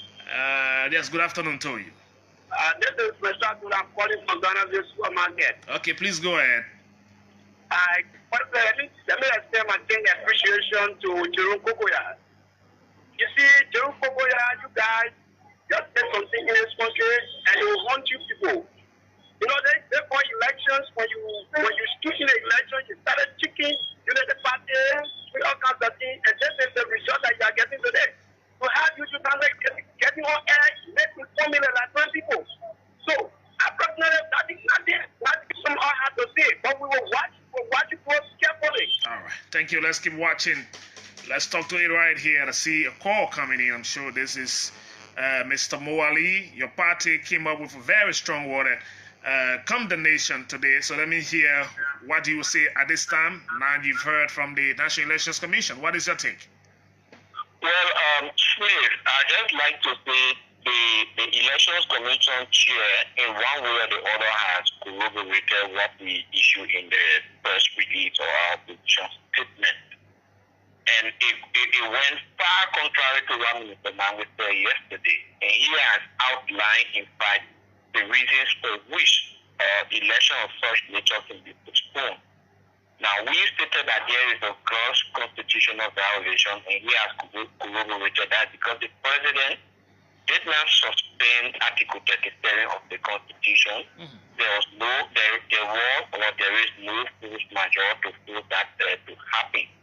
And so we are following. Yesterday, Minister Eugene Nande and the other Eugene also shifted the blame at the feet of the National Elections Commission. Today, the National Elections Commission is saying something else. And that's why when you see in that release, we also faulted the National Elections Commission. We said they are incapable of organizing the election because if Councillor Kokoya knew that all of these problems existed, He should have informed the Nigerian people earlier through their deputies at the Senate that look, we cannot have elections within the constitutional time frame provided, and therefore we ask that you consult with the president in order to have a remedy to this situation. Now nobody talks on that. Everybody sat down. So finally, and the time elapsed on May 14, and now one side is deeming the order. We don't accept those kind of excuses. We think they are extremely poor. We want to know what is the real reason for which the Constitution has been violated. Okay, thank you. Thank you very much, Mo Ali from the Unity Party. Let me go back to this line and take another caller right now. Good afternoon.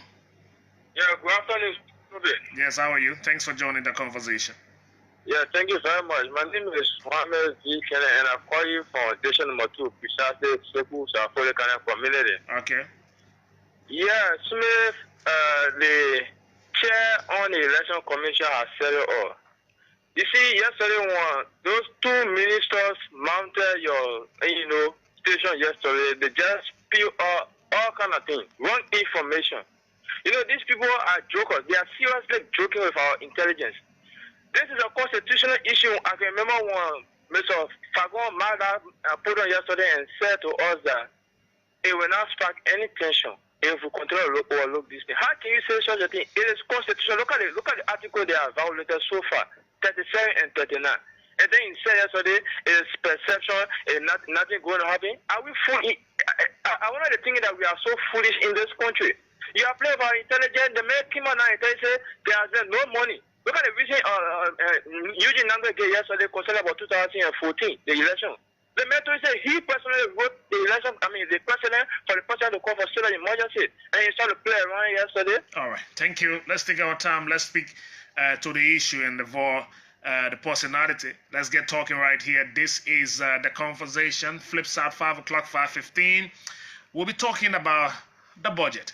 And some people are reading through the budget. They are making their own analysis on the draft budget. We will talk to where we are with the conduct of the senatorial by-election, why the issues holding the election. And you heard just a few minutes ago from the chair of the National Elections Commission outlining some of the issues causing the delay in the conduct of the election. Let me take another caller. Hello.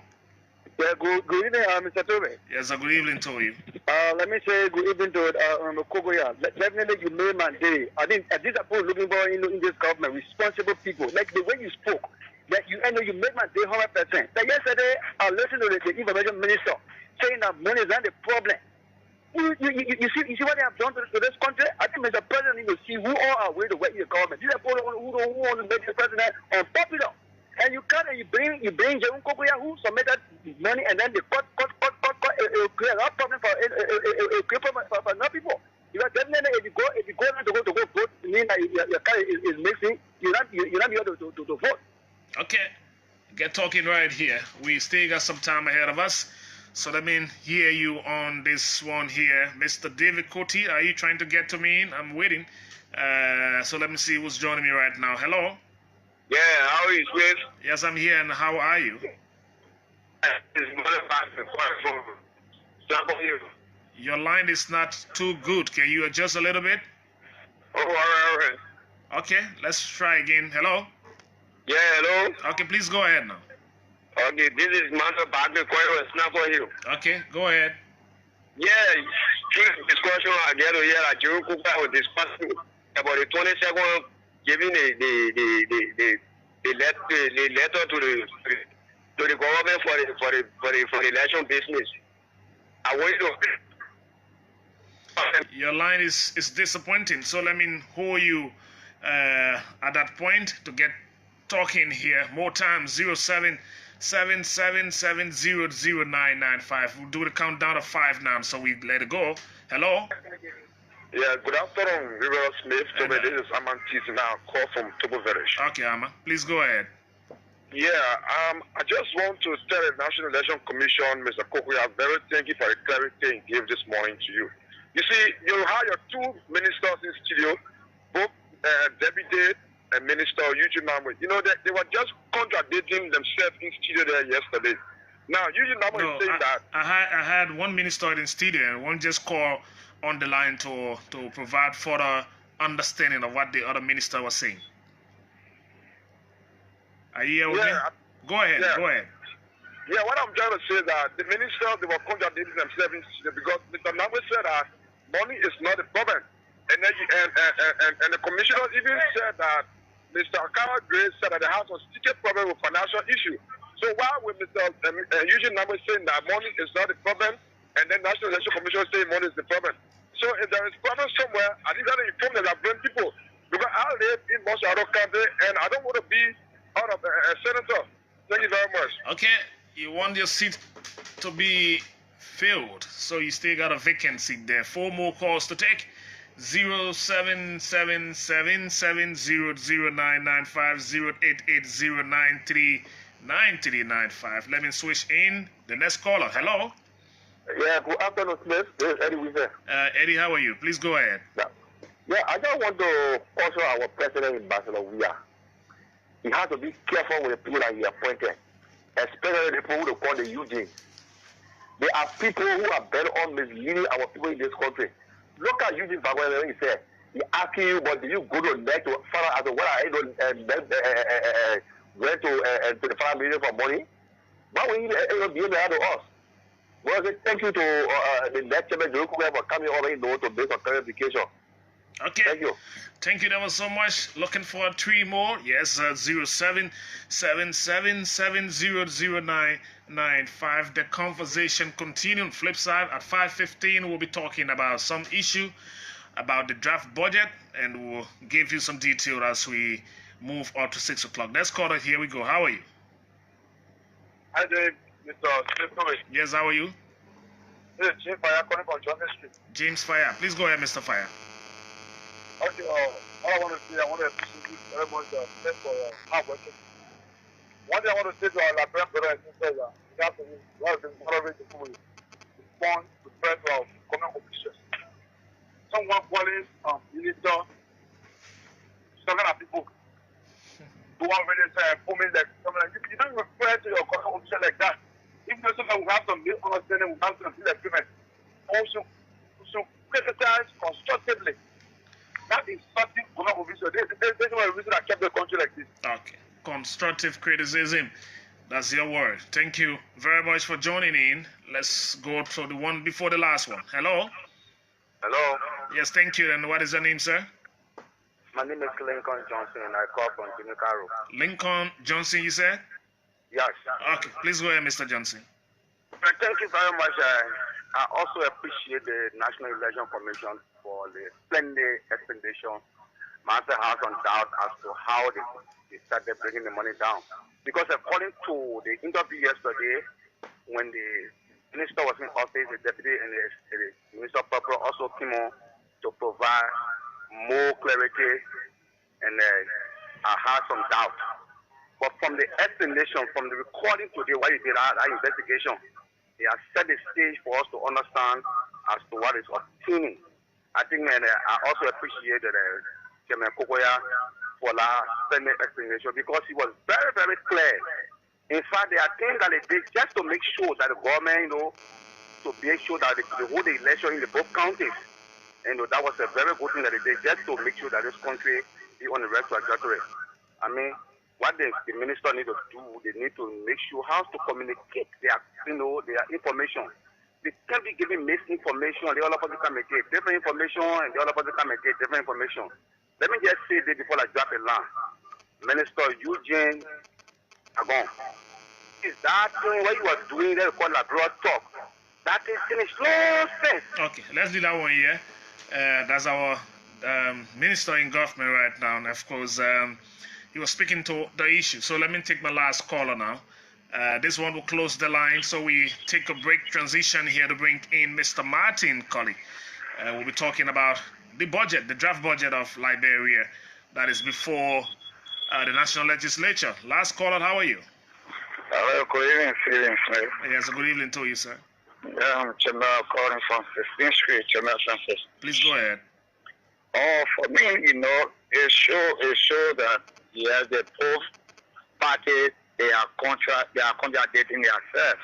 Because for one fact, the election commission is saying that the government told them they don't have any money, and now the government is saying that they have money. So who's saying the truth?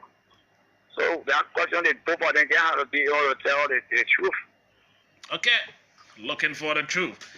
Thanks to all of you for your attention as always, and keeping trust in OK FM 99.5 as we try to bring the issues to you. And let me say thanks to the National Elections Commission chair for once again affording us the time to provide a clarity. Thanks to Minister Eugene Fagon on yesterday for responding to the issue, and thanks to Minister Eugene Nambe for his support to the discussion on yesterday. But now you've heard from the both parties, so let us give it some more time. We expect that the government will make good what they promised on today. They've promised the National Elections Commission that they will give them $500,000 today. If that money is available to NEC account as of today, NEC will start to communicate with the relevant authority there at the National Legislature to now set a new date for the election. But there's something about that new date to come, because a very key component of the election material will take 45 days to get to the country. Preparation and delivery into the country may likely take some 45 days. So if the NEC work in time, if the PPCC, as he said, have already approved of the procurement procedure, then we still got some days ahead of us to wait for the conduct of the senatorial by-election for Bone and most surrounding counties. Folks, let's take a break. In a jiffy, we'll be back with you.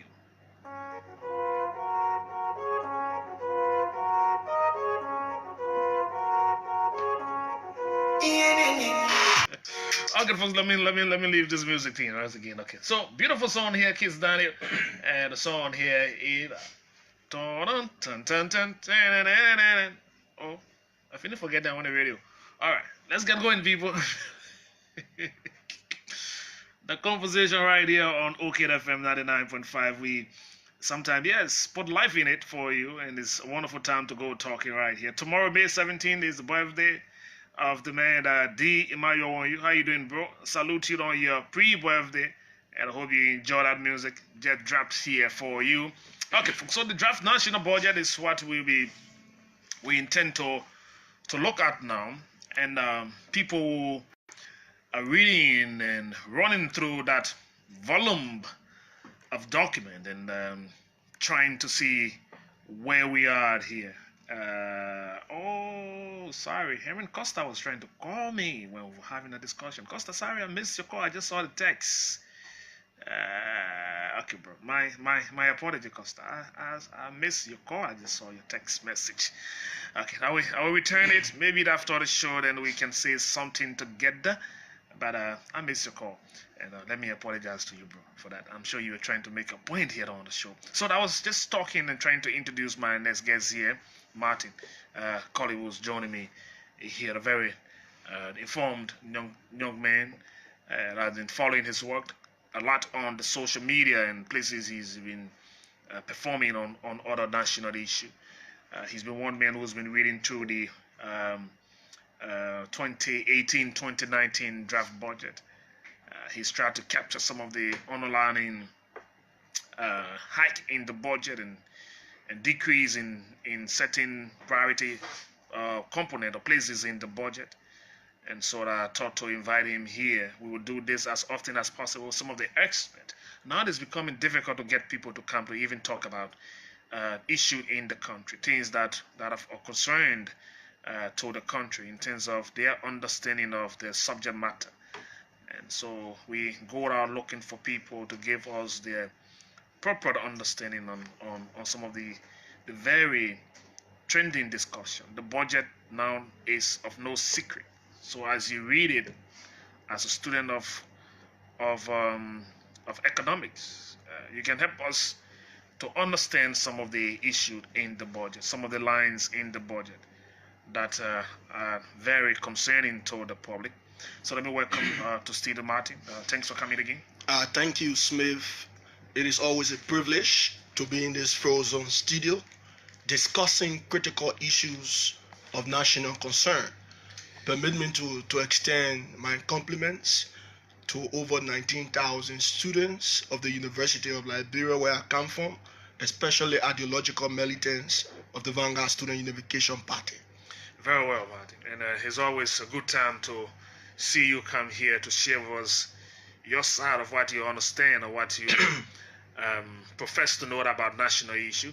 But before we even go on to our subject matter, ran across one post on the social media today from SUP on the press release and concerning the health of Representative Mona Pennon Youngblood, and honor your signature. Certainly, honor the signature of our chairman, Comrade Adilo Buduliva. We usually give press briefing every Monday, Wednesday, and Friday as Liberia's most progressive and ideological mass-based student movement. So we thought to highlight that, call it on the religious community as well as all Liberians, wherever you are, regardless of your background, to offer sincere prayer for Representative Mona Pennon Youngblood. As a matter of fact, Representative Youngblood is a veteran of our party. She served our women presidium with dedication, pride, and dignity. This is why we are on an obligation as a responsible institution to call on the nation to offer sincere prayer for her during this time of ailment. Okay, so let us join you and the likes of others who's been very concerned about the health of the honorable lawmaker, and of course a veteran of your institution. We all love to wish her well. Let's get talking, Martin. How far you digested the budget? What are some of the highlights of the 2018-2019 draft budget of the CDC-led government that have caught your attention? To begin with, Smith, I want to fundamentally premise my thought on a brief overview of this concept called budget. Budget is an MR concept, a macroeconomic concept. It indicates or shows the projected revenue of the government and the projected expenditure. In budgeting, you have surplus budget. A surplus budget is when revenue exceeds expenditure. You have deficit budget, is when expenditure exceeds revenue. You have balanced budget, is when the revenue component of the budget is equal to the expenditure component of the budget. Recently, Smith, our president, the chief executive officer of this country, His Excellency President George Manuel Weah, submitted the 2018-2019 draft national budget to the national legislature. According to this budget summation, which is in line with the 2009 Public Financial Management Law, the fiscal envelope in terms of amount is 562.2 million. When you do a comparative analysis, Smith, we have on this proposed government 488.8 million going towards recurrent expenditure, which is almost 87%. So in the proposed budget, in the proposed draft budget, we have almost 87% of our fiscal envelope going towards recurrent expenditure. On a recurrent expenditure, you have compensation of employees, salaries, allowances, benefits, and so forth. We will be spending, if the budget is approved by the national legislature, 303.4 million just for compensation of employees. And under Ellen Johnson Sirleaf's administration, we were spending 295 million. But our wage bill has increased. Our wage bill has increased from 295 million to 303.4 million under a proposed government. In furtherance to that, Smith, it will be good for us to look at the big six in the budget moving forward. Have you identified the big six in the budget? Of course, the big six, it will be good for us. The first thing is, Smith, in my opinion, this budget cannot be a proper budget. Why? Because it does not reflect the overwhelming interest of the ordinary people. How can you appropriate or allot 87% of our national budget for just recurring expenditure? But you mentioned salaries and other things that will get the budget going, or to get the government functional. So if that is part of the recurrent part of the budget, what is wrong with that? You see, Smith, the other day I was on this program and I said a pro-poor government is a government of the poor, by the poor, and for the poor. So any decision taken by President Weah and his core officers must be reflective of his pro-poor agenda.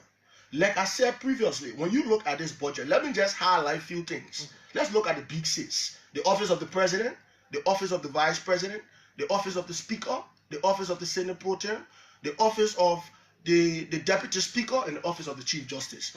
Look at what the president is receiving in our national budget. A pro-poor president is receiving the total of $3,385,823. So hello. So to do justice to this conversation, as you announce the figure, is it different from what was captured in the previous budget of the outgoing administration, for example, for the office of the president? It's almost the same. But let me just give a few lines. Let me give a few lines in terms of difference. For example, Smith, look at the special presidential project under President Weah's budget. It's 550,000. What was there before? It was 408,400 under President Salif. Let's come to special operation services. President Weah has submitted a budget indicating that his office will have $1,370,000 just for special operation services. Under President Salif, it was $554,751. Look at the difference. Smith, can this be a pro-poor president? We need to be realistic in the context of pro-poor governance. But the project varies as well. So maybe under the project or the special project of the current President Weah, should be more than the project of Madam Salif. I don't think so, Smith. You don't think so? I don't think so. Because all of us live in this country. So why you think you think there's a jump in there? In fact, probably the president knows why he had to increase this particular line. It's a special project for the president. Smith, the special projects are not even identified or indicated in the budget. So it becomes ambiguous. So should we be asking now for the project that will carry said amount, or maybe why the jump, and why we should identify the projects? We have some money there for capital investment. Okay. So on the office of the president, we have Ministry of Public Works. Ministry of Public Works has a very huge budget. So why come under the budget of the president to see special project, right?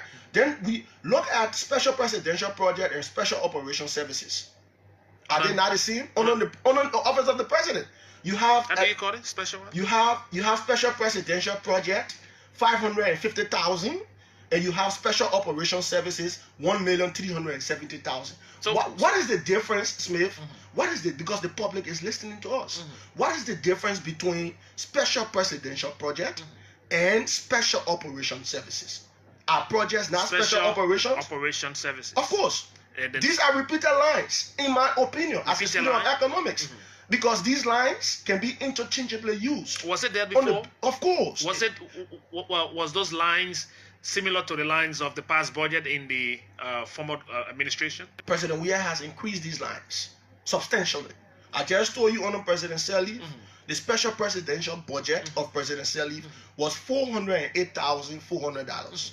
Under President Weah, it has increased to $550,000. I'm asking you specifically about those two lines that you just made mention of. Does those lines exist in the previous administration? Were those lines under the Eden Johnson administration? Of course, they did exist. What did they carry? These lines existed. What did they carry? They carry far less than what they are carrying now. Like I said, Smith, under President Salif, for special presidential project, President Salif allotted $408,400. Under President Weah, it increased to $550,000. Under President Sirleaf, she allotted $554,751 for special operation services. Under President Weah, this amount increased substantially when our people live in poverty. How can President Weah allot to his office $1,370,000 just for special operation? More to that, it will be good for us to look at other lines, Smith. Let us look at the basic salary of the president, for example. The basic salary of President Weah is $75,000. Let us compare President Weah's basic salary with other basic salaries of other presidents from other countries. Why? Now, let me just give you some. No, why? It is important. Why?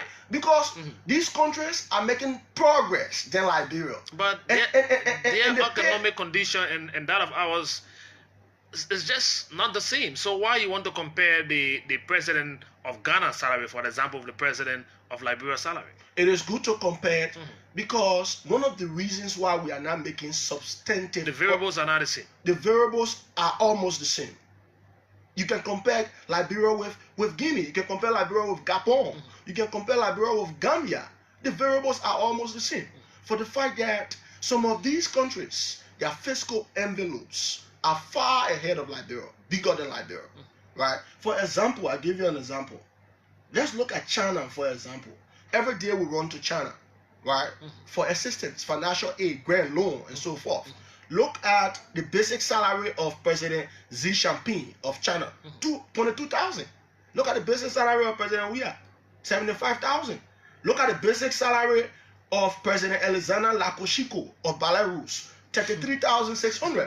Now, Smith, I'm trying to draw a point, right? I want to draw an analogy. Yeah. So what is The it? point is, most of these countries, like for the president of Iran, $18,947. Most of these countries, they have a bigger financial space. Their fiscal envelope are bigger, unlike Liberia. But our leaders are getting more in terms of salaries, allowances, benefits, and so forth. So we need to reduce, we need to cut down salaries, allowances. Let us divert these resources to improving the livelihood of our people. So that's the first phase of your big six. Except you want to stay around the first of the big six. You want to take us down to what is it in the second? Let's go to the vice president. The vice president. Vice President Joel Howard Taylor.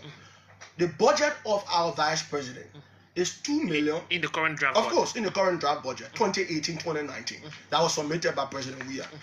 The office of our vice president takes $2,149,196. Under the administration of President Sirleaf, the office of Vice President Joseph Boakai was taking home $1.8 million. This amount has increased to $2.1 million. Is there Under a pro government. Is there no justification in the budget why there's an increase in the budget of the vice president? There's no big justification, Smith. What's the small justification you've seen? Saying there's no big justification. Like, for example, look at the entertainment budget of the vice president. The entertainment budget of the vice president. You said is the vice president is what? That figure again? $2,149,196. For example, Smith, it is unfair for us to be appropriating or allotting $92,596 for entertainment just for the office of the vice president. Just for the office of the vice president. So the entertainment budget of our vice president is higher than the salary of the president of Ghana, Nana Akufo-Addo. Can you imagine? It is unimaginable. Especially is that realistic? It's unrealistic. The budget, the entertainment budget of our vice president, just the entertainment budget, $92,596. In this draft budget. Of course, I posted on Facebook the day before yesterday. I think one of her office staff commented and said this amount is used for guests coming to the office of the vice president to entertain them. Then my question was, are these guests from planet Pluto or planet Jupiter? How can we be what is definitely captured on the entertainment, for example, under the vice president office? The entertainment budget of our vice president's office is $92,596, which is even higher than the salary of the president of Ghana, the president of Gambia, and the president of Gabon. in a very poor country like Liberia. On the poverty chart, global poverty chart, Liberia is the 4th poorest country. So why should we be entertaining our vice president with over 92,000 when there is no public high school in this country, Smith, with a public library, with a library or laboratory? Go to TOBY. TOBY does not even have a laboratory, science laboratory. Every day we complain about our students failing in WAEC. But look at the entertainment budget of the office of the vice president. This amount can equip a library for any of our high schools. It's unfortunate, Smith. And we need to take a paradigm shift. It must improve the livelihood of our people. Let's go further. Let's go further to the speaker. The office of the speaker, Smith. The office of the speaker gets $945,428. I want to be specific with a few lines under the office of the speaker. Specifically? Yeah. Let's look at what the speaker gets in terms of basic salary. The salary of the speaker is $65,210. Special allowance. Look at the special allowance of the speaker, Smith. I literally shed tears. The special allowance of Speaker Buffer Chimos is $356,400. When you start to put your human side into it and sharing tears about what you see in the draft budget, is rather being in my mind, it's like you're inciting people against people who got portion of what is going to their offices in terms of what is placed in the national budget. Quite frankly, Smith, I have no intent to incite the public against any official of this government. But the facts must be unveiled. And as a youth activist, a student of economics at the University of Liberia, it is my responsibility to highlight these issues in order to seek the attention of those in authority. Martin, are you saying for fact that the figures you are quoting here are by far high than the figure of the past budget under the administration of former President Ellen Johnson? Said, is there's a jump in every line of the budget? Almost every line. Almost every line. And I'm doing a 10-page analysis on the budget, and I'm going to say where was increase in the budget, why was it increased, and so forth. I'm doing a 10-page analysis to be published hopefully on Monday next week, and I'm going to inform the Liberian people about some of the fiscal indiscipline, the discrepancy, the overspending, and so forth in our national budget. Smith, for example, why would Speaker Buffer Chimo get $356,400 as special allowance when the Plebo Health Center in the draft national budget is receiving just $100,000? So the special allowance of our speaker is more than the major health center in Plebo where he comes from. Is this a pro-poor speaker, Smith, or pro-rich speaker? Is the speaker the one creating the budget? The budget comes from all the offices to the Ministry of Finance. You follow the budget process, you send your budget to the budget department of the Ministry of Finance, and there is a cabinet meeting called. This draft budget is submitted by the executive to the legislature. The legislature debate the budget, send it back to the president for approval. That is the procedure in line with the 2009 Public Financial Management Law. So how can our speaker get over $356,000 and we are giving Plebo Health Center, where our people go to seek medical attention, $100,000? It is not pro-poor. It is not pro-poor. In my opinion, this pro-poor mantra that is being exposed by President Weah and his followers has become a cliche of sardonic charade and loaded contradiction. Meaning that it is not reflective of the people's interest. In the context of pro-poor governance, Smith, the ultimate interest of the people is supreme. Above all other interests. So when you started hearing about the crafting of the budget for 2018-2019, what exactly you expected to see go to the national legislature? What I expected was for the national legislature to get a budget less than 20 million. For God's sake, Smith, 20 million can run the national legislature. You're talking about 103 lawmakers. 103 lawmakers. Look at the budget of the national legislature. $225,747. That is for the entire national legislature. Of course, the entire national legislature. In a period of 12 months. In a period of 12 months. The legislature budget accounts for 6.4% of our national budget. Just the legislature alone. When our agriculture sector only accounts for 1.4% of our national budget. This is contradiction. But let me of ask the you, real Martin, meaning of purple. let me ask you, Martin, you've gone through the budget. So it is not just about the offices you made mention of, but the budget itself carry its own priority issues or items or maybe projects to the national legislature. Have you identified what is considered as priority in the current draft budget? It is not just about the increase in salary or in special lines as referenced by your research. Quite frankly, according to the budget of our government, they indicated the expenditure component of our budget, indicating some priority areas, like for public administration, 171 million, municipal and local government, 20.6 million, transparency and accountability, 21.2 million. Can you imagine, Smith? The budget for this sector, transparency and accountability, was reduced by 53% as opposed or compared to the 2017-2018 budget.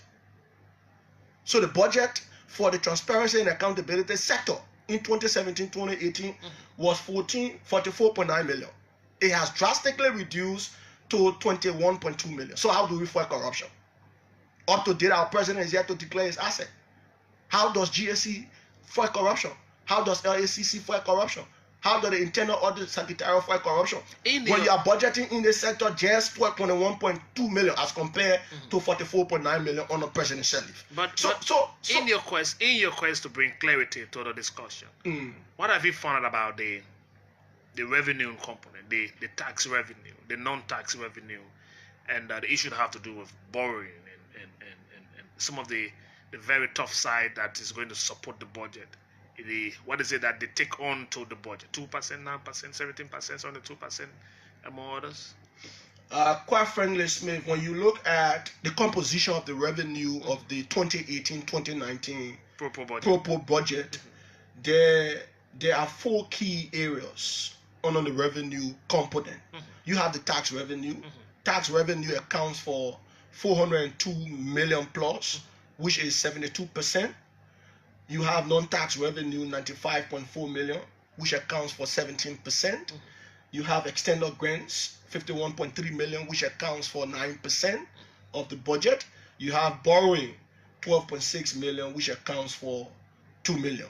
So when you calculate all of these revenues that our government is projecting to generate in a period of 12 months, you will have a total of 562.2 million as the target, the projected revenue our government is planning to generate. Wow. Howbeit, it is important that we also inform the public that even up to now, the government is yet to raise the projected target in terms of revenue from last fiscal year.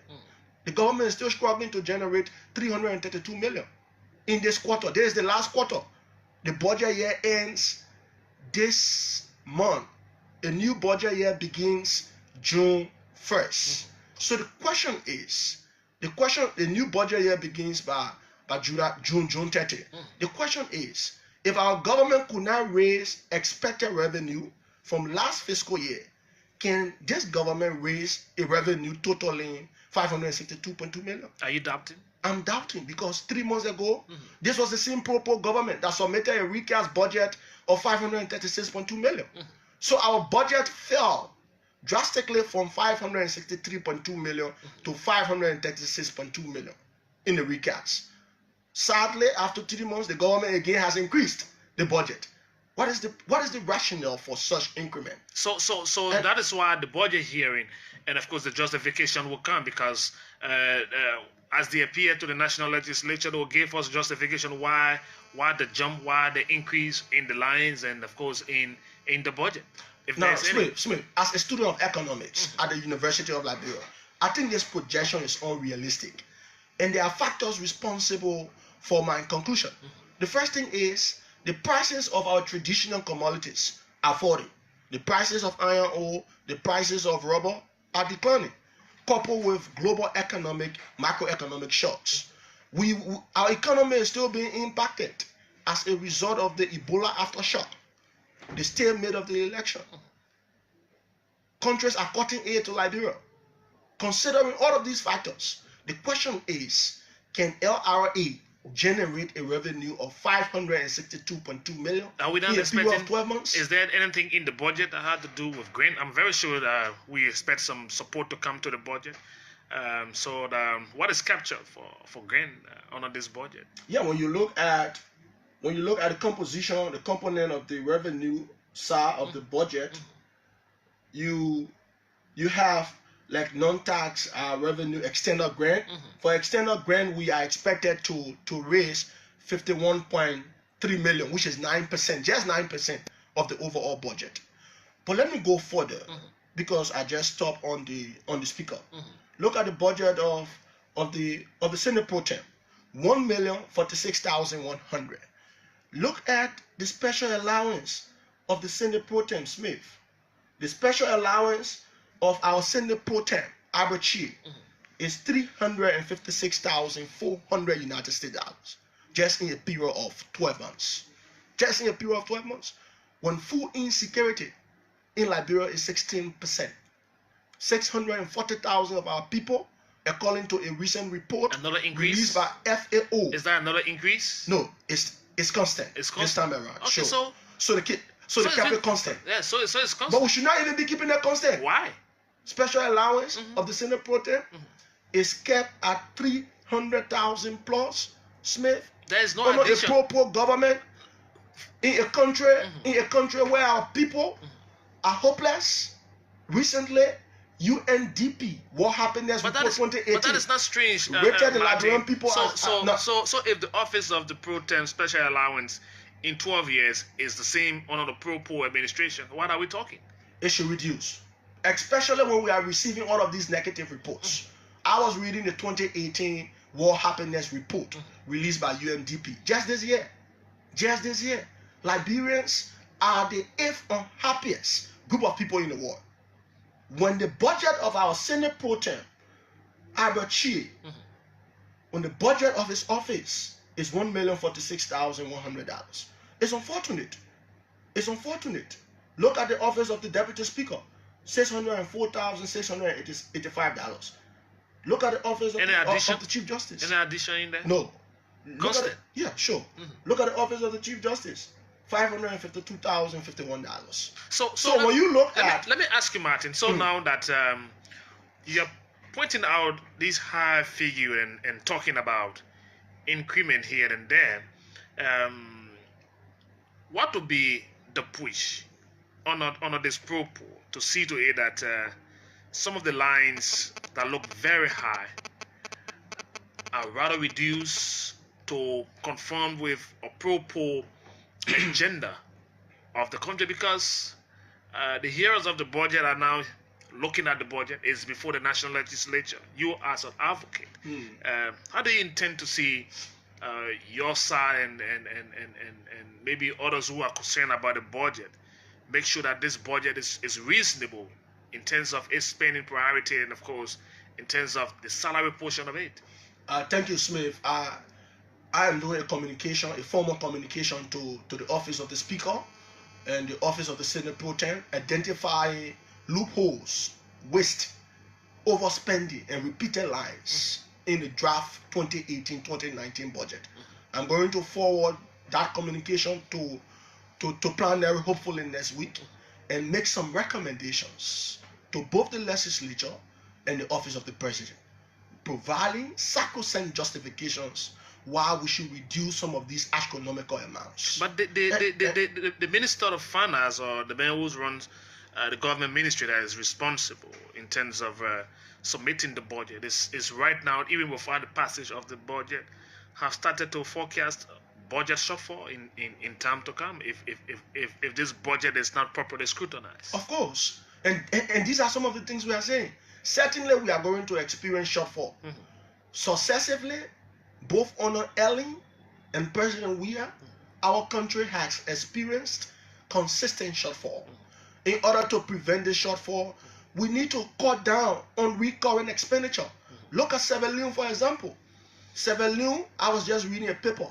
Sierra Leone's recurring expenditure accounts for 50%. Capital investment or capital expenditure accounts for 50%. In Liberia, recurring expenditure accounts for 87%. The question is, what goes to capital expenditure or capital investment, which has direct impact on the livelihood of the ordinary people? Our leaders need to be patriotically sensitive to the needs of our people. Going further, let me just identify more issues in the budget.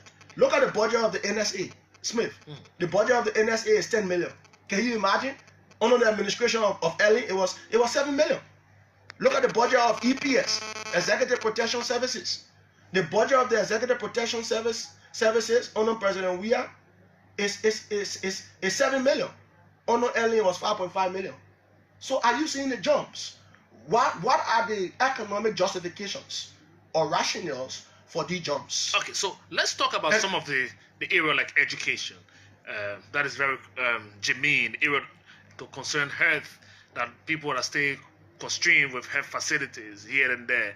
So what is captured in this budget for maybe education? Is there a jump? There's an increase or a decrease in their budget? Yeah, there was an increase in education. In education. Yeah, but not in specific areas. In the budget of the Ministry of Education, there was an increment. But I just want to focus basically on some key institutions under the education sector. When our president came to power, Smith, he requested the government of Nigeria to assist him with trained teachers. He requested for trained teachers, 6,000 of them from Nigeria. I thought the president was proceeding wrongly. We have three teacher training institutions in this country that focus directly on improving the skills and technical capacity of our teachers. We have the Zozo Rural Teacher Training Institute. The budget that has been sent for the Zozo Rural Training Institute, Teachers Training Institute. Teacher Training Institute is $642,721. Can you imagine? Look at the budget of Webo Rural Teacher Training Institute, $733,167. Look at the budget of Kakata Rural Teacher Training Institute, $974,127. And then jump in the budget, or is that the same amount that it was even reduced? It was reduced. Of course, under Ellen, are you serious? It was reduced under the area administration for Kakata Rural Training Teacher Institute under Ellen. The budget was $1,244,157. Okay. Under this pro government of President Weah, the budget of Kakata Rural Teacher Training Institute is $974,127. Under the administration of President Ellen Johnson Sirleaf, the budget of Zozo Rural Teacher Training Institute was $671,906. $671,906. Under the pro government, the budget of Zozo Rural Teacher Training Institute is $642,721. So there were reductions, even in major areas. It is saddening. So what do our people get for being citizens of this country? What are the dividends? Where are the dividends for our people? What is there for civil servant? In time past, there was this noise or discussion surrounding increment in civil servant salary. Did this pro government budget take anything into consideration on that note? Not really. The budget of civil servants, the budget of our teachers, the pay of our teachers, our nurses, our police officers, our military men. In fact, the budget of the LMP was even reduced. Of our policemen and women, the budget was even reduced. So it will impact their salaries as well. It will impact their nominal wage. Already inflation is on the increase, which has an adverse impact on the real wage of our people, especially civil servants. Then you go and reduce the budget of policemen and women. Can you imagine? And increase the budget of legislators, increase your allowances, increase your benefits, and so forth. It's unfortunately, Smith. Look at the budget of JFK. Look at the budget of JFK. For example. Let's take one more quickly. We'll go to the lines. I'm just allowing you to Okay, let me just run through the health sector quickly because then we'll go to the it's lines. of paramount concern to our quickly. people. Then we'll go to the lines. Look at the second referral hospital, Jackson Hebdo Referral Hospital in How you Lima. talk about JFK? Can you start with JFK? So let me start with JFK. Under this pro government, the budget of JFK is 5 million. So it means the budget of the NSA, which is 10 million, is more than what JFK is receiving. look at the budget of Jackson Hebdo Hospital in Lima. It's the second largest referral hospital. Its budget is 3 million. So the budget of EPS, Executive Protection Services, 7 million, is far more than what the second largest referral hospital in our country is receiving. Look at the budget of the National AIDS Commission, $627,058. Look at the budget of Phoebe Hospital and nursing school, 1.9 million. Liberia Board for Nursing and Midwifery, $308,253. Look at the Liberia Pharmacy Board's budget, $115,852. So critically, Smith, when you take a panoramic look at the draft national budget, anyone who agree with me that it is not pro-poor, it's pro-rich, and in whose interest? The political class. So what do we do about the condition of our people in West Point? I listened to the president recently making a public pronouncement to re-roof those zinc shacks in Clarendon. In this 21st century, should we even be thinking about roofing zinc shacks for our people in Clarendon? What should we be doing? We should be thinking about reconstruction. Okay. We should be focusing on real impact and adequate impact. Time is fast spent, Martin. Time is fast spent. I know in the next few days, this discussion will unfold. We'll keep talking about it in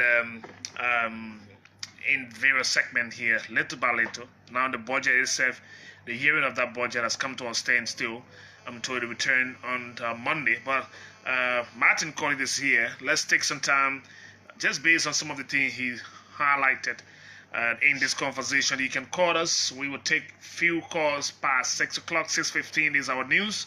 So that you know, let's go to the lines on 0777700959. First caller is on this line. Good evening. Yeah, good evening, Smith. Good evening to you. My name is Jackson Wingma, and I connect you from the RI Highway. Please go ahead, Jackson. Let me commend Martin for that brilliant analysis and articulation as regard to the draft national budget on the alleged poo or still poo agenda. The shocking thing is that once the finance minister for sure that there will be a workshop in the budget before the transcript of that budget was submitted to the president to be signed, I think he should have a critical overhaul or review of that entire national budget before even submitting the transcript of that budget to the president's office. Once you see that there will be a workshop in short, then why should you continue to, why should the budget even reach the house? Okay, thank you ever so much for your point here on the conversation. Let's stay with the line and take another one. Hello? Yeah, good evening, Smith. Yes, please go ahead. Thank you. My name is Emmanuel Fa, member of the opposition united party, and I phone in for district number 11 this hearing. Please go ahead, Mr. Fa. That means appreciate my good friend and brother Martin Colley. I think he said everything. Martin, Smith, this budget that this government has presented is very much unrealistic. If this government will be pushing the agenda of pro-pro, I think looking at this identical budget presented, it did not show in any way that indeed this government is there for the ordinary people. If you can look at the president's office allocating a huge amount of $1 million, are you telling me this government is serious? I think they are there to provoke the masses, but to tell us that indeed this government is for the people, I think they are misinforming that identical war, and I hope our senators and lawmakers will look into that identical budget. All right, they will scrutinize the budget. There's a new schedule up for the return of the budget hearing on the 21st. I will acquaint you with that schedule shortly before we take leave of you. Let me take 6 more calls down, so we let it go. Hello. Good evening, Brother Sumi. And good evening to you, sir. I'm Bwaka B. Kuma, and I joined the conversation from my Ayage resident. Please go ahead, Mr. Kuma. Good evening to the master leader in studio. Good evening. You know, not many young people can actually do what the masses leader is actually doing in studio, because many of them for now really want recognition, so they will not speak truth to power. You know, the brother has said it all in studio. You can make the Liberian people to create an impression that you have solution to all of our problems, then they voted you overwhelmingly what you spoke against in the past, and everything is now rampant. So where are we heading as a country? So this government needs to rethink to put the interest of the Liberian people first, because I remember during the campaign period, then Senator Joy Howard Taylor, she was all around here saying she would make sure she and when the two of them win, their salary and benefit will reduce. So the honor privilege that will benefit. Okay, so let's see how that will happen. From the lines we are hearing, it's like there is a jump instead of the coming down. Let me see who's joining me right now. Hello, Good evening, Smith. Mr. Walker. Yeah, thank you, Smith. Thank you for the recognition. Let's go. Let me say how to Martin calling. Smith, I think we need to be clear here. I don't know when now or what now Martin calling try to set the basis of all this the auditing. Are you saying what? Are you saying what now? Yeah, he tried to draw a line between this government and past government. If you look at the challenges that this government is going to take and past government, you don't compare that. So you don't go through that. You don't do your analysis of that. So I don't know where you're driving. Because past government, I can recall. Are you here? Oh, sorry, that line dropped on you. Let's go back to it and take another one. Hello. Good evening, Smith Toby. And how are you, sir? I'm fine. This is Bernardo Nimlan, and I call you from Keba this evening. Go ahead, Mr. Nimlan. Well, Smith, I want to thank Matthew. At least he was very conspicuous, very clear. But I think there are some things I believe he should be taken into consideration. Okay. For a fact that every economist would like to see an improved economy, national economy. Then Matthew will sit in studio and want to see our economy be continuously decimal. It behooves me a lot. However, Matthew did not take into consideration the huge percentage the education sector carries, in which he is deeply rooted. That is the 50% of the national budget. The education sector has carried, but he did not look at it. I want to remind him something. There are so many things that we have identified in recent times. Those of us who just came into serve in government. There are institutions that are not functional at all, but people are receiving very free money. So we thought to look at some of these institutions very critically and reduce their budget until we see the right thing has been done before we can have an improvement in the bureau budget. Okay, thank you very much. Looking for 3 more calls to close up with Martin, and then I'll give you the breakdown of the schedule for the adjusted schedule release by the Liberian legislature for the budget hearing revenue portion. Let me go back to this line and take the next caller here. Hello. Yeah, Smith, how you doing? Well, I'm doing good, and how are you? Well, thank you. I'm actually constrained. I call you from a sick bed. This is Charles R. Kennedy. Charles, how are you? Speedy recovery. Well, thank you. Let me say good evening to my dear friend Martin. Martin, how you doing? I'm doing good. You see, I listened to Martin analysis about the budget. He tried to push the citizens against the government, but he failed to realize that the draft budget, it is just a draft budget. That budget has not been approved by the national legislature. Maybe probably there might be some amendment, there might be some reduction. So we cannot sit right now to conclude, okay, that is the budget and the budget has been improved. So we budget has been approved. So we need to take those things into consideration. Not about just going out there, saying those things. It is good to the budget is a public document. We should understand that. So every citizen has the right to peruse that document and give their personal perspective about it. So that is what Martin is doing here, like you are doing as well. So let me take the last one now, so that Martin will say the word or two to the concerns raised so far, then we'll close up. Hello. Yeah, good evening, Smith, and let me say good evening to Martin. My name is Stephen Gordon, and I call you from Antaguda, Resident Stephen. Please go ahead, Stephen. Like the Martin said, you know, the budget is a contradiction to the war pool. If you look at the budget, look at national security budget, 10 million naira, and look at the health sector, and look at the education sector as well, agriculture sector. Then you say in proper. I think this government don't mean well for the Liberian people. We told them from the beginning that this government was not in the interest of the Liberian people. And the budget is a clear manifestation. Indeed, the government is not going nowhere because the Prime Minister better said that budget shortfall. But now, if you go very well, budget shortfall, he submitted 562.2 million, and you know definitely that we cannot budget shortfall. All right. Thank you. Thanks to all of you for your interest in the discussion, Martin. I'm sure you've listened. I'll give you a few minutes to respond, so we'll let it go. Thank you, Smith, and let me say thanks to all of our callers for their inputs.